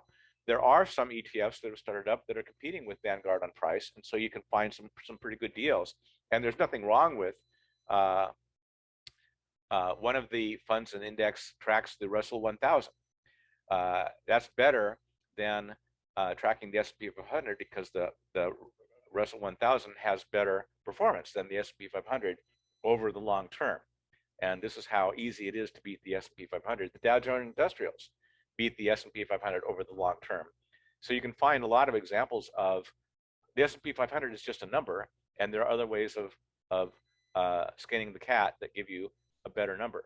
So the ETFs that Vanguard did not have, Vanguard doesn't understand how to do a commodities ETF. And to do a commodities ETF like PDBC, which we use, they set up a trust in Bermuda. And then the trust is funded with money, and then the money is used to purchase futures on these commodities indexes, because you're not going to make any money on a commodities ETF if you're having a tanker of oil showing up at your port that you're supposed to take possession of. You make money in commodities by buying futures and getting the money that you get in return from the futures. The same with a gold ETF. Vanguard did not have a gold ETF because they are not in the business of having a gigantic vault in London, which is guarded and insured and actually has bars of gold for every dollar that people have put in to IAU, which is the gold ETF that at the time the book was written had the lowest expense ratio. A more famous gold ETF is GLD. Well, it has a higher expense ratio. It has a slightly longer track record because it was established 1 year before IAU, but we liked IAU better because it was just as good. It had actual gold in vaults. It wasn't just some scam. And IAU has proven to be a very good investment in times when equities are doing poorly. Now, there was a question about target date funds in the chat room, so I'd like to go into that. Target date funds do not make as much money as the S&P 500, but they have more risk. Target date funds crash, and that is bad for individual investors. It's bad for you emotionally because you can't tolerate it, you bail out of it, and it's bad for investors financially because you're not getting the return that you should be able to get from the noisy signal that we call the market. I have written an article for MarketWatch, and you can find this by searching on target date Brian Livingston site /marketwatch.com. And there have been studies showing that the target date funds start out too heavily invested in equities in the beginning, exposing you to a lot of risk, and then they have too little equity exposure when you're retired, when you would really want the gains that come from being more heavily invested in equity funds. The Vanguard target date funds, as an example, if you're 30 or 40, the Vanguard target date funds start out with you being 90% invested in US equities. That's not good diversification, and it's not good risk management. You are too exposed to crashes in the S&P 500, crashes in the Wilshire 3000, the entire market, when the market is going down. You're too exposed to crashes when the S&P goes into a bear market mode, which it looks to me like it's going into right now. So the studies, which I think were done by research associates that I was writing about in my MarketWatch column, showed that just having 50% cash and 50% equities, 50% bonds and 50% equities, outperformed all of the target date funds because they had the wrong percentage of equities depending on your stage in life. You know, it's not true that you can manage your money going down 50% when you're 30 years old. No, that's when you're forming your permanent expectations of investing. You shouldn't be exposed at a young age to your money losing 50% of its value. You should learn that your money grows strongly and gradually. And then, you know, at the end of your life, when you have a lot of money in your account, you want to have a healthy equity exposure. And of course, Muscular portfolios use trend following and use momentum and use asset rotation. So you're getting the benefit of having good growth and not being exposed to crashes. So I hope that answers the question about target date funds. I can't really, you know, go into the math right now. So I encourage you to search for my MarketWatch column by searching on target date Brian Livingston site /marketwatch.com. There's a question in the chat room saying dividend ETFs also have less risk and have done well. HDV, RPV, DVY, SPLV, PWV, DLN, BTV. Well, this person certainly has a lot of ETFs in their list here. Dividend ETFs. Well, let me say this about that. The S&P 500 stocks pay dividends. The equities that are in the Mama Bear portfolio and the equities that are in the Papa Bear portfolio pay dividends. So you are getting dividends from those classes of assets that are doing well right now. Dividend paying stocks are great, but you're exposed to a lot of what market experts call idiosyncratic risk. Those companies, the CEO could die, they could bring out a new product and it could fail. You really can't predict what's going to happen with individual companies when you own individual stocks. What we're looking for, the S&P 500 has a dividend yield right now. Somebody can maybe look it up and tell me. I think it's around 2%. So the stocks in the S&P 500 are paying something like 2%. Somebody can do a search on dividend yield S&P 500 and tell me what it is. The Mama Bear portfolio and not only has US equities in it, but it can have developed market equities if they are doing better right now, and it can have emerging market equities if they're doing better right now. The same is true of the Papa Bear portfolio. So I don't have a specific answer on dividend investing. The AEI has a whole newsletter that you can buy. I think it's like $200 a year that recommends which stocks you should buy if you want the greatest dividends. The problem is that equities are crash prone. The S&P 500 is crash prone. So it goes into a bear market on the average once every 8 years. It has a crash of 30% down or more every 10 years on the average. And it has a severe crash of 40% down or more every 18 years on the average. Now, we're all going to live another 8 years, another 10 years, maybe another 15 years, if we're well enough to be listening to this presentation. We're going to have those bear markets and those crashes happening to us. There's no reason for that. We shouldn't tolerate crashes that we can't tolerate. We should eliminate them. We should wipe them out by using a formula that gradually tilts toward the asset classes that are going up. And so, as we saw before, tacking is an essential skill for sailors who are trying to make a sailboat go to a certain place that's against the wind.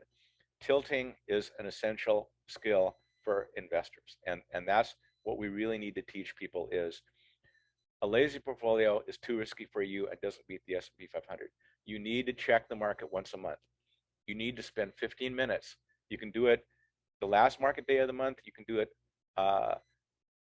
in the early morning the next day. You can do it any day that you like. You can do it, like, use your birthday as a reminder of just doing it once a month. If you're not willing to spend 15 minutes a month, then this won't work, and you're not an investor that is in it for the long term. You're going to have to do something else, because if you just let your money drift, it will crash, because you'll probably have too much risk in the portfolio that you've chosen. So I hope that answers the question about dividend paying stocks. I don't know of any good formula for picking dividend paying stocks that does not expose you to too much market risk. To answer the question about the S&P 500 dividend yield, I see someone is telling me that as of March 2022, the dividend yield of the S&P 500 stocks is 1.37%. So around 1.4% yield. And of course, as of March 2022, the S&P 500 was a little higher. So maybe the yield is better now because the prices have tanked. That's not really funny, but I'll take a little laugh out of that anyway.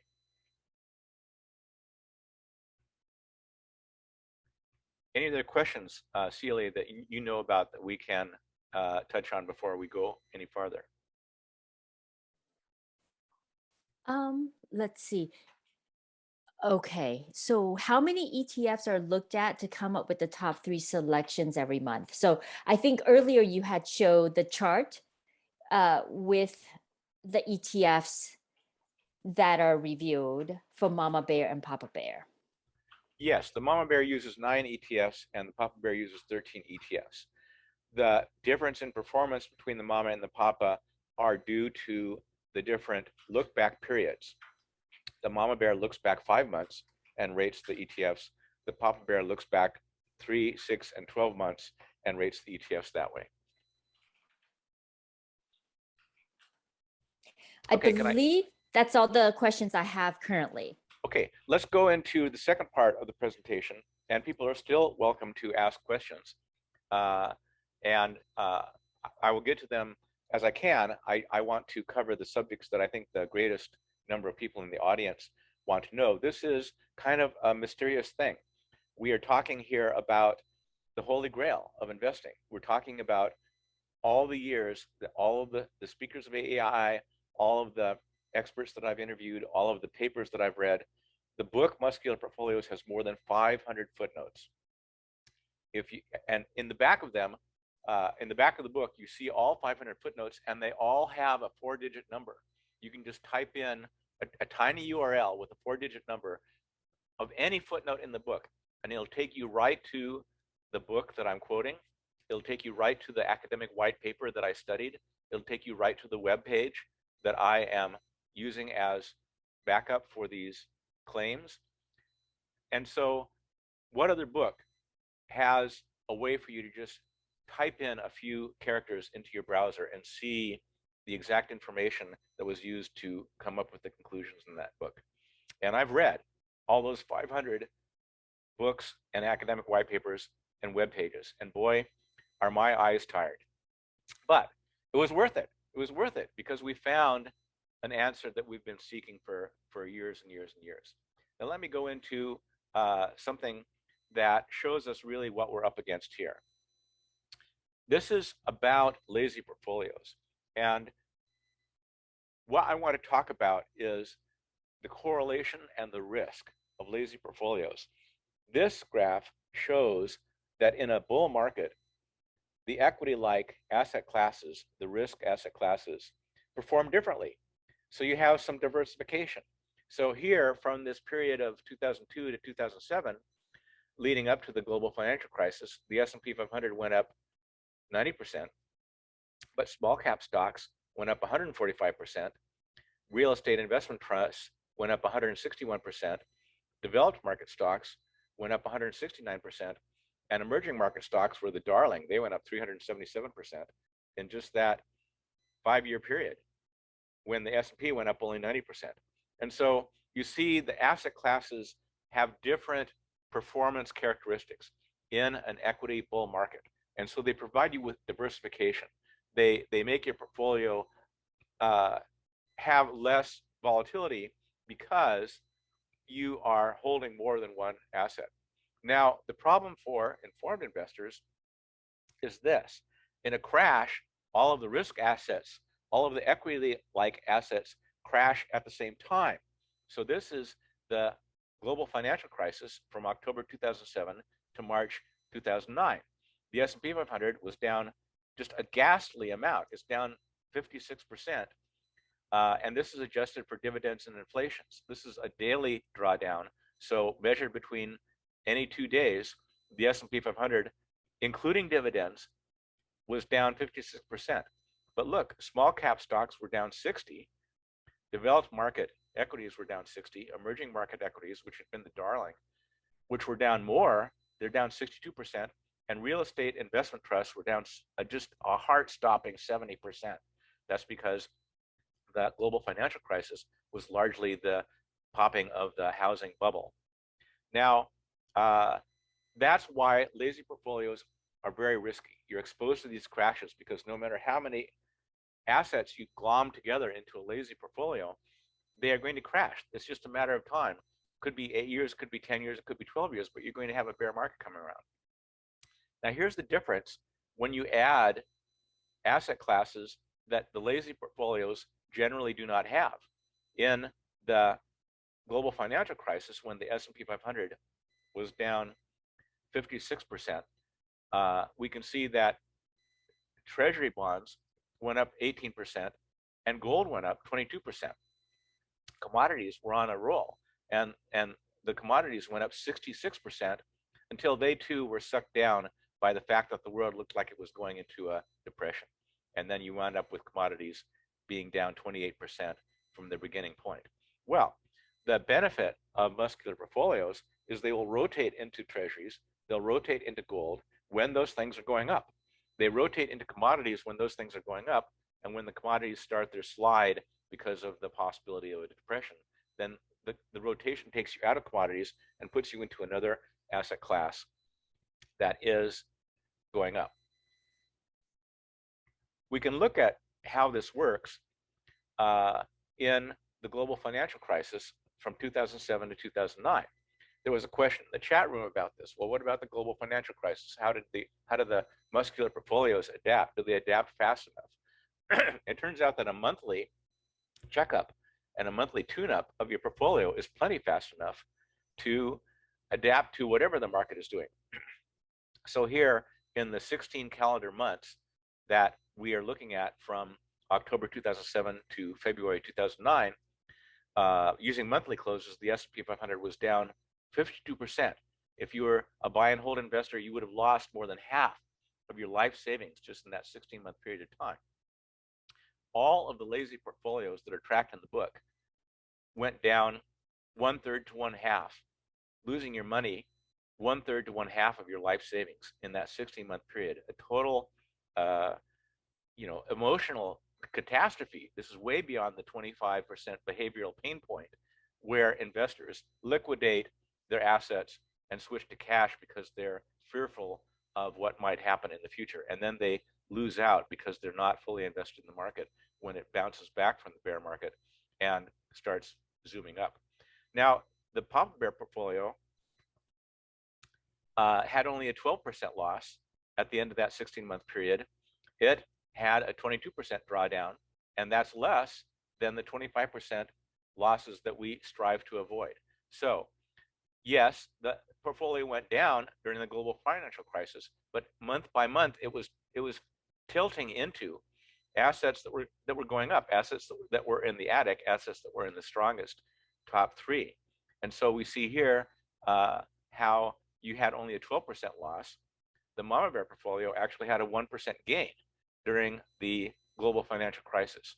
It went down 18%, as you can see here, and that's very tolerable. That's, when the market's down 50% and you're down 18%, you are dancing in the streets.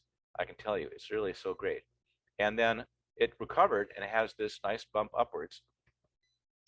And it wound up giving you $101,000 on your $100,000 initial investment, which is a 1% gain. And of course, 1% over a 16-month period isn't like great returns, but 1% up is so much better than 52% down that then the bear market is over. Bear markets cause bull markets. That is the only good thing about a bear market. A bear market drives the prices of equities down to such a level that they actually are a screaming value. And then the computerized algorithms swoop in and they start buying up because everything now is half priced. The guy who used to run the Fidelity Fund, the Fidelity Magellan Fund, Peter Lynch, said that the stock market is the only place where all the customers run out of the store when they announce a 50% off sale. Well, those 50% off sales create the bull markets, which are always many years longer than the bear markets. And so if we miss those bull markets because we're afraid, because we've lost half of our life savings, then we really are losing out. We're losing out twice because we held on all the way to the bottom of a crash, and then we lost out when the market actually recovered.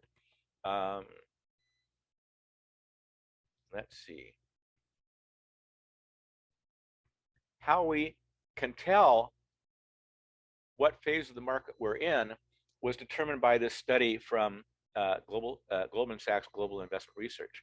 They studied developed markets all around the world, especially in the European Union, where there's a lot of developed markets. They found that in a typical cycle, a bear market is a 25% loss and lasts for 26 months. And then they found at the end of the bear market, there was typically a bounce.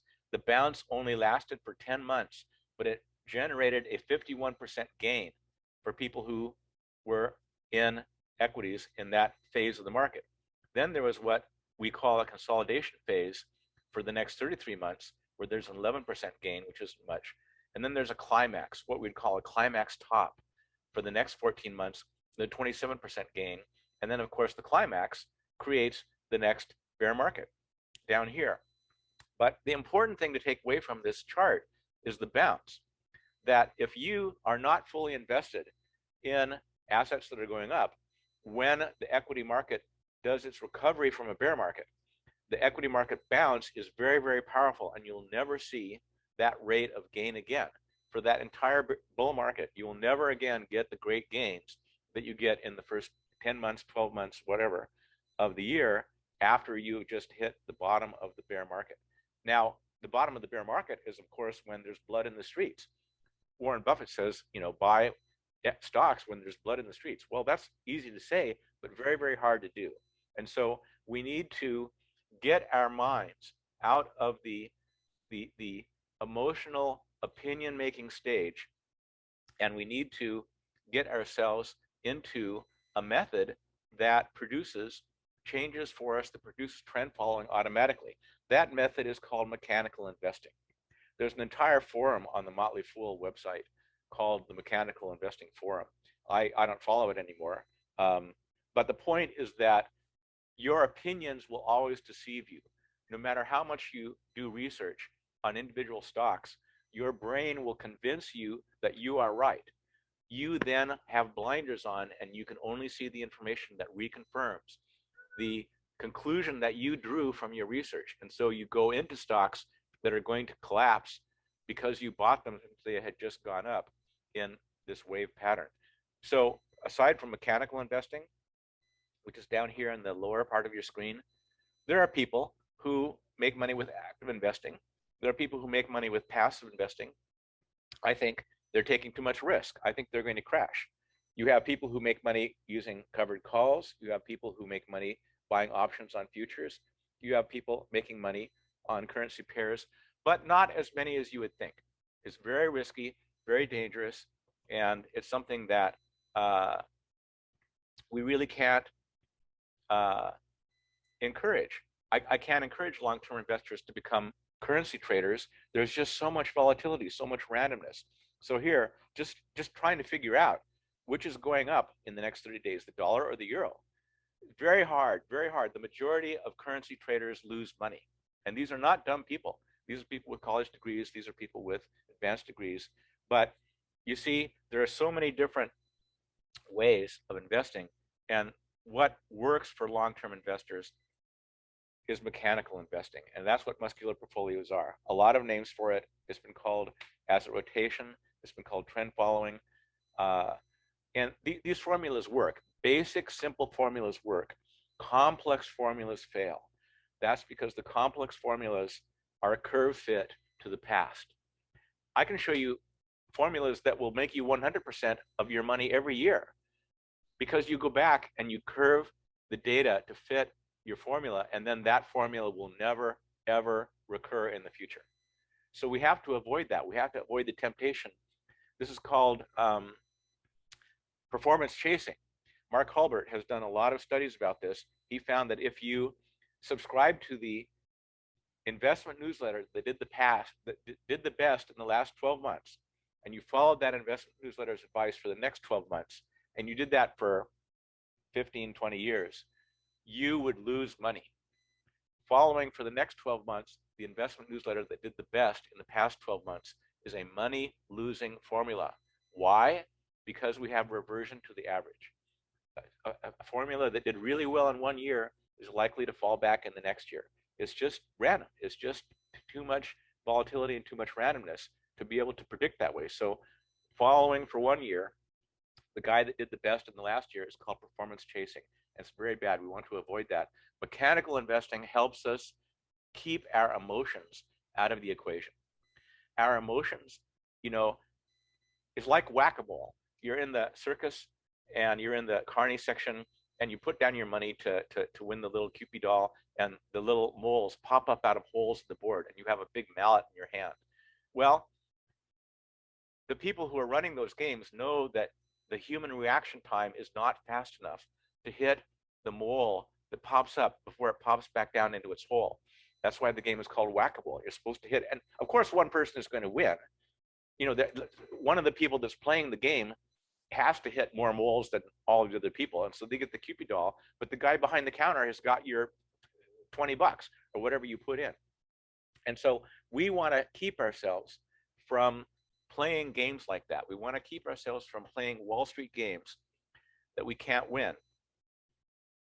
And most of the games on Wall Street are like that. Most of the games on Wall Street, you know, inverse ETFs that take your money every night and you wind up not having the opposite result of the market that you are betting against, and target date funds that take your money and have higher fees that do not outperform the S&P 500 but expose you to tremendous risk.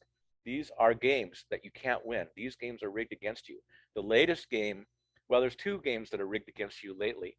One is ESG funds, which are environmental, social, and governance ratings. So they rate companies on how good they are for the environment. They rate them on how good they are for social change, and they rate on how good they are with their governance, like if their board is truly independent, and then they hold those companies. Well, the ESG funds have expense ratios that are double or triple what the ordinary index funds are, and the index funds do better than the ESG funds. So you have a tremendous amount of money going into ESG funds, but they're not really helping the environment.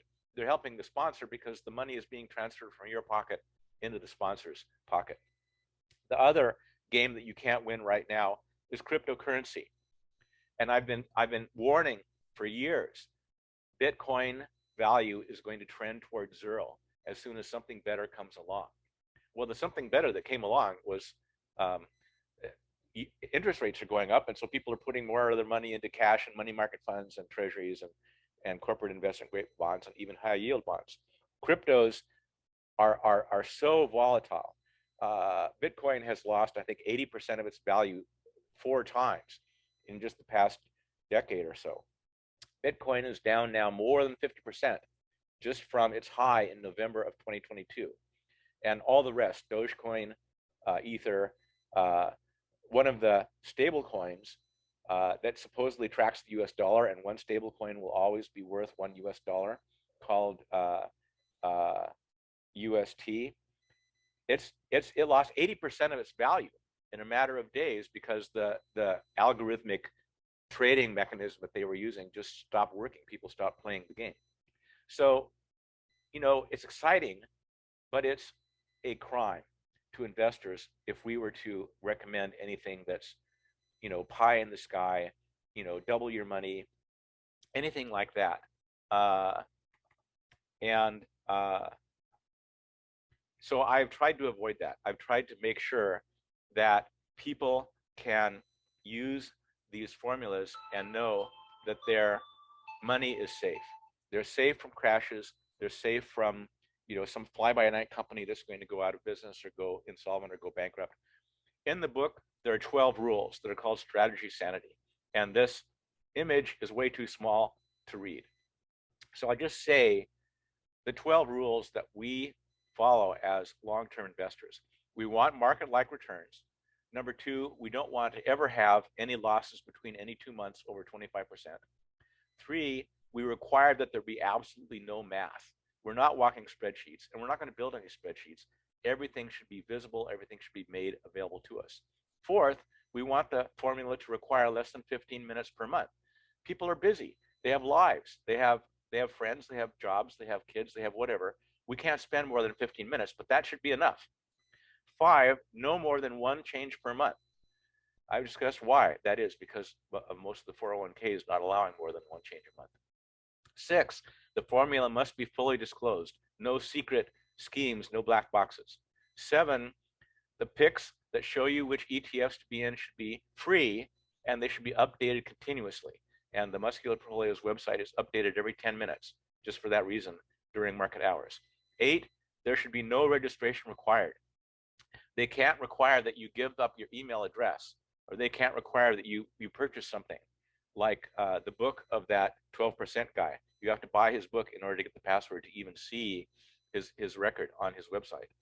Number 9, we want the formula to have years of use by actual people. That shows that it's actually working. It hasn't fallen victim to post-publication breakdowns. 10, the formula has to be unlikely to become overgrazed.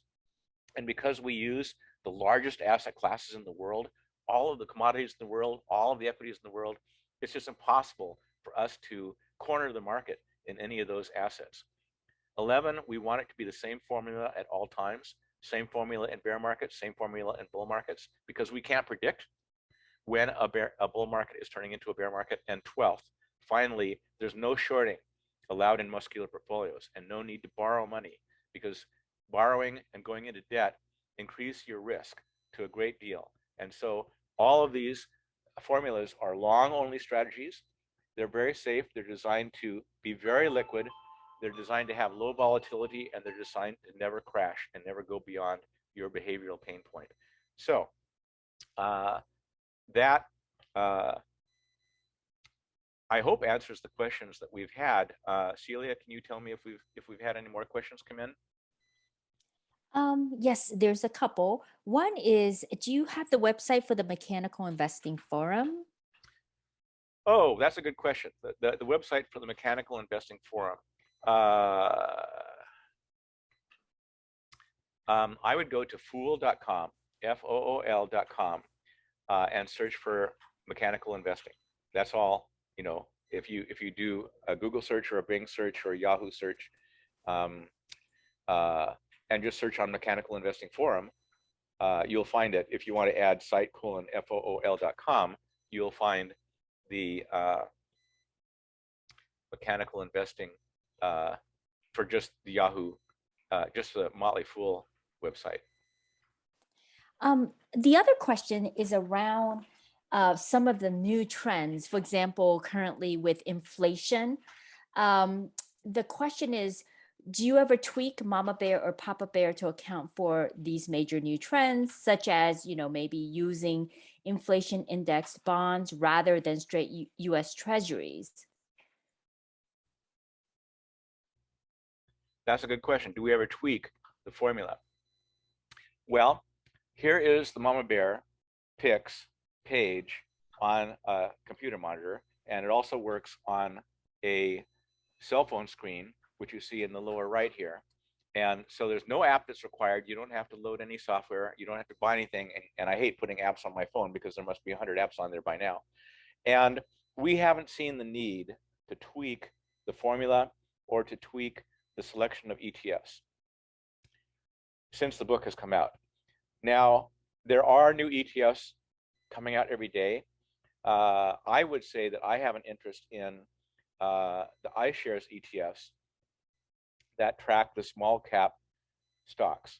So you see here is too small to see on the screen, but the Vanguard Small Cap ETF is called VIOO.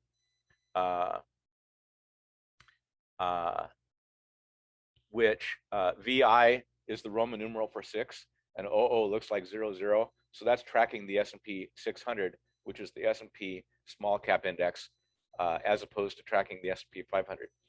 iShares has a small cap index fund that tracks the S&P 600, and it has a lower bid-ask spread over time than the Vanguard small cap index funds. Every time you buy or sell, the bid-ask spread is taken out of your money. So you might buy something and it was $100 a share, and then if you tried to sell it at the exact same time, you'd only get $99.99. So that 1 penny is the bid-ask spread. That is going to the market makers. The market makers are taking a small spread so that they are compensated for the risk that they're taking of holding these stocks and equities and funds for a few seconds or minutes until they find somebody else who wants to make the opposite trade. And market makers have a very important function to play, because if you want to sell 600 shares of some Vanguard fund, you don't have to find someone else in the world who wants to buy that exact number of 600 shares of that exact fund. The market makers are doing that for you. They're holding things until somebody comes around who wants that exact same thing.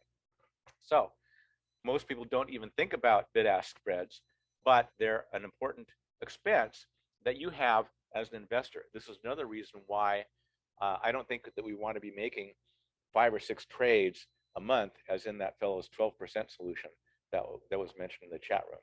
We want to keep our transactions to a minimum, and 1 change per month is plenty to do that. This is a study that was done for the book by a friend of mine, and it shows right here in the middle with this big yellow bullet that the bid-ask spreads of all of the ETFs mentioned in the book is only 0.05%. So that's 1/20th of 1 percentage point every time you buy and sell. Well, that's small. That's really small, but it's not nothing. And so the more that you can minimize your trades, the better off you are. Also, the book recommends never to place an order to buy a share when the market is closed. Never place a market order while the market is closed. Why? Because the spreads at the beginning of the day when the market opens are always the highest. So we see up here, one of these ETFs, the spread was 0.3%. At the beginning of the day, it immediately fell to 0.2, and other ETFs also have this same pattern of being expensive to trade in the very opening seconds, and then they immediately fall to having a lower bid-ask spread later on. So to answer the question, we have not found a need to change the ETFs that are in the book, but there are new ETFs coming out every day, and if you like one better than one that's in the book, you're certainly welcome to go to buy that. We have a table in the back of the book, which is in an appendix.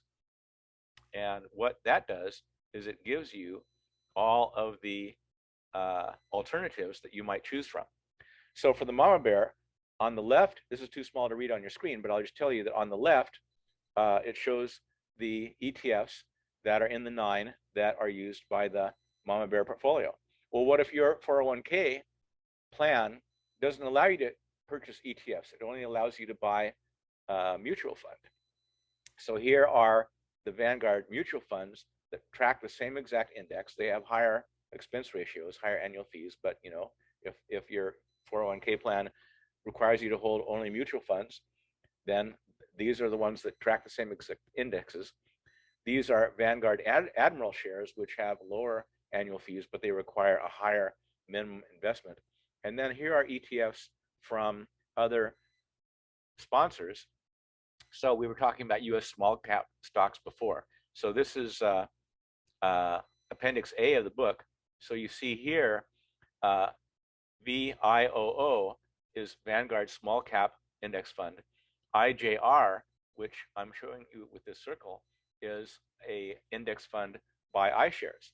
And at that time of the book, it had a lower annual fee, but it had not as long of a track record. So it wasn't used, but as I mentioned before, the iShares small cap ETFs have a smaller bid-ask spread than the Vanguard small cap index funds. Now, the difference is like fractions of a dollar, like a penny.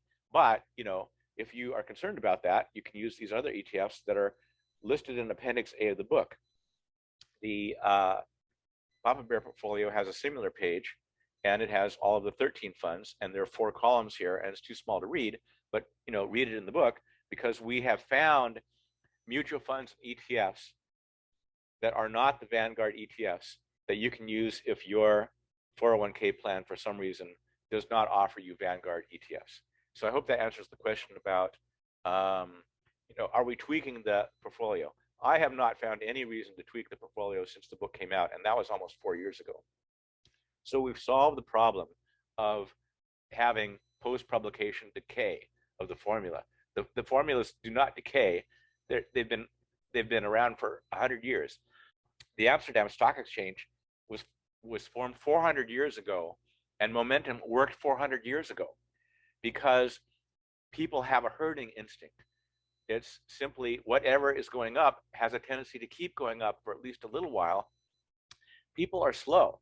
If you are making your reallocations on the last hour of the last trading day of the month, you're getting in before all of the investment committees of all of the pension funds in the world that do not meet at 3 p.m. on the last trading day of the month. I can tell you, they meet on the first Friday or the second Monday or whatever it is, and they talk with their managers, and then they decide what to trade. And so they're trading after you. Everyone's using the same data, which is this month-ending data, and then they have their monthly investment committee meetings. You are trading before them, and you can trade before me. You know, people have accused me of front running by buying these index funds before the people who read the book. Well, I trade on the last trading day of the month. If you want to front run me, buy on the second to the last trading day of the month or the third to the last. This is all fully disclosed. It's all publicly available. It's free. And I'm not front running anybody. Anyone can front run me. So I'm very proud of it. And I hope that answers the question about tweaking. There's a question in the chat room that says, how do you factor in the delay of settlement days? And your access to dollars when changes are made. Now, the stock market in the United States has recently switched from settling in 3 days to settling in 2 days. So we say that it went from T+3 to T+2. Settlement does not affect your buying and selling of ETFs. And I'll tell you what the rule is. If you sell an ETF, let's say you sell $100,000 of ETF A, and then you buy $100,000 of ETF B, fine. That is great. They will allow you to do that. They will assume that the money from you selling ETF A is there someplace, and they'll allow you to use that money to buy your exchange traded fund B. The problem comes in if you try to sell the shares before the 2-day settlement period is over, and then buy something else with that money. And so, this is where rapid trading can really bite you because it's against the regulations. And so the settlement dates don't affect Muscular portfolios because you're never selling something on Friday and buying something else on Friday, and then on Monday or Tuesday, you're selling the thing you bought on Friday and buying something else. So that problem never occurs. I hope that answers that question. I see in the chat room it says, if I want to start a new portfolio, do I just go and buy on the last day of the month according to the recommended percentage, or should I dollar cost average in? Vanguard has done a study of dollar cost averaging in, and they found that it is most of the time better to just put your whole wad in right at the beginning instead of putting 1/12 of your money in every month for the next 12 months. That is what we call dollar cost averaging. And I'm going to find something for you here that talks about that.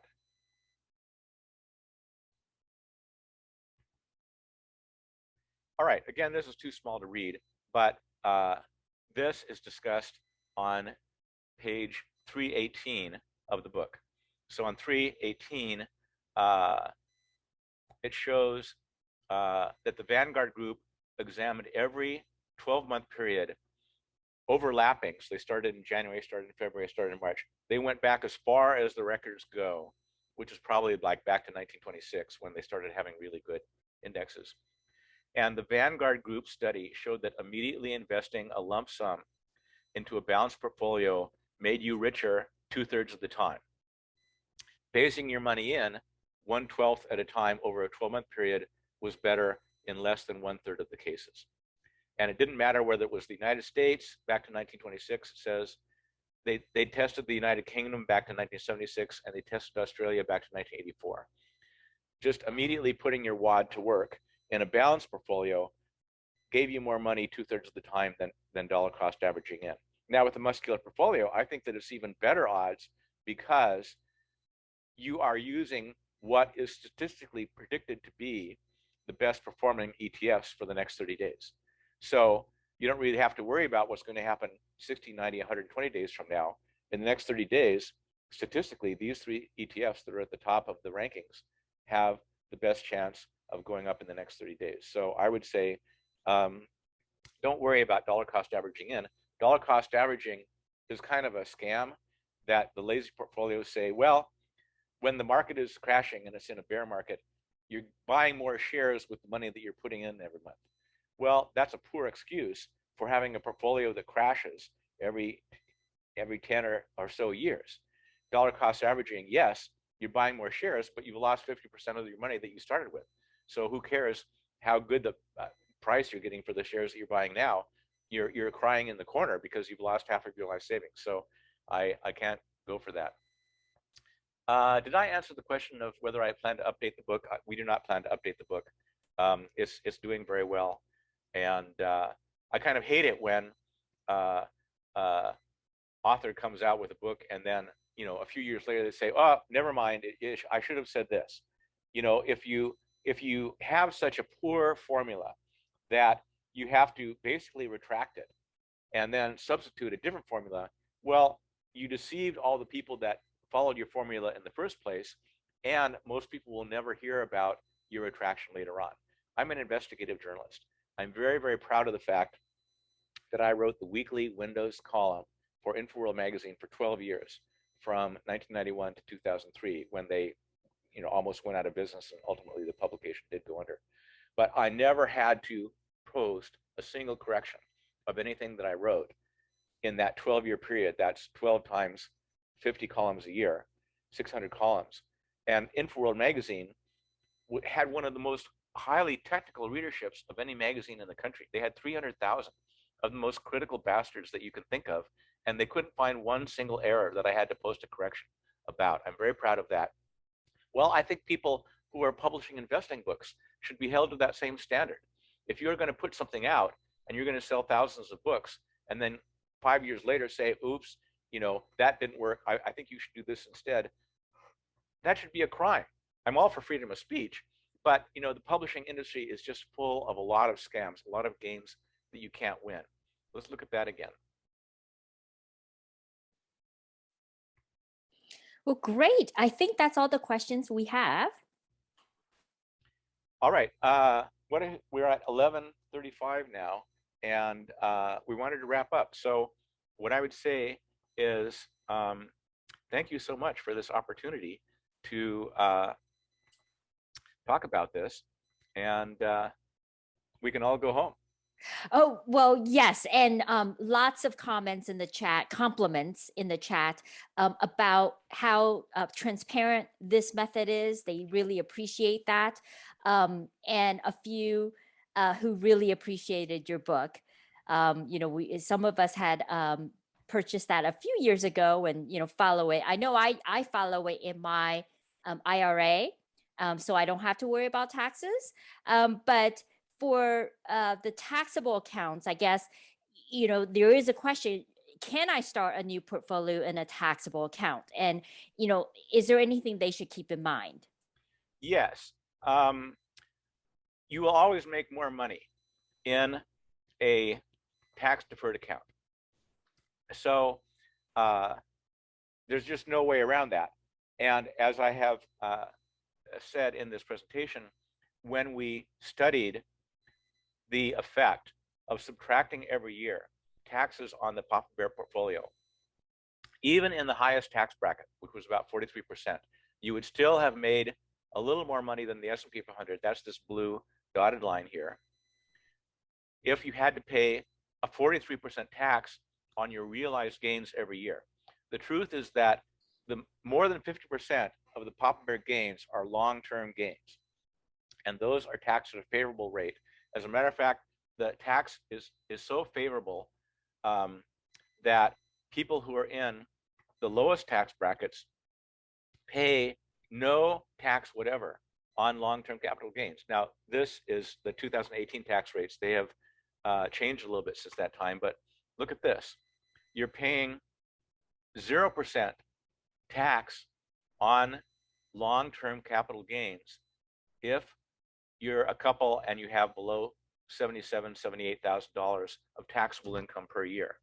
That's remarkable, and that's a huge giveaway, frankly, to people who are middle income or middle class, and they are getting a lot of their income from long-term capital gains.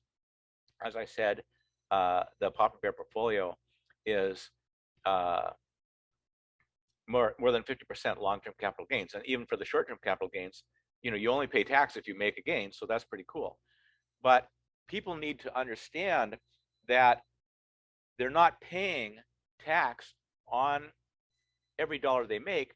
They're paying tax on their taxable income, which is after they've taken out all of their deductions, they've got their adjusted gross income, and then they take out all of their exemptions, and then they take all of their tax credits.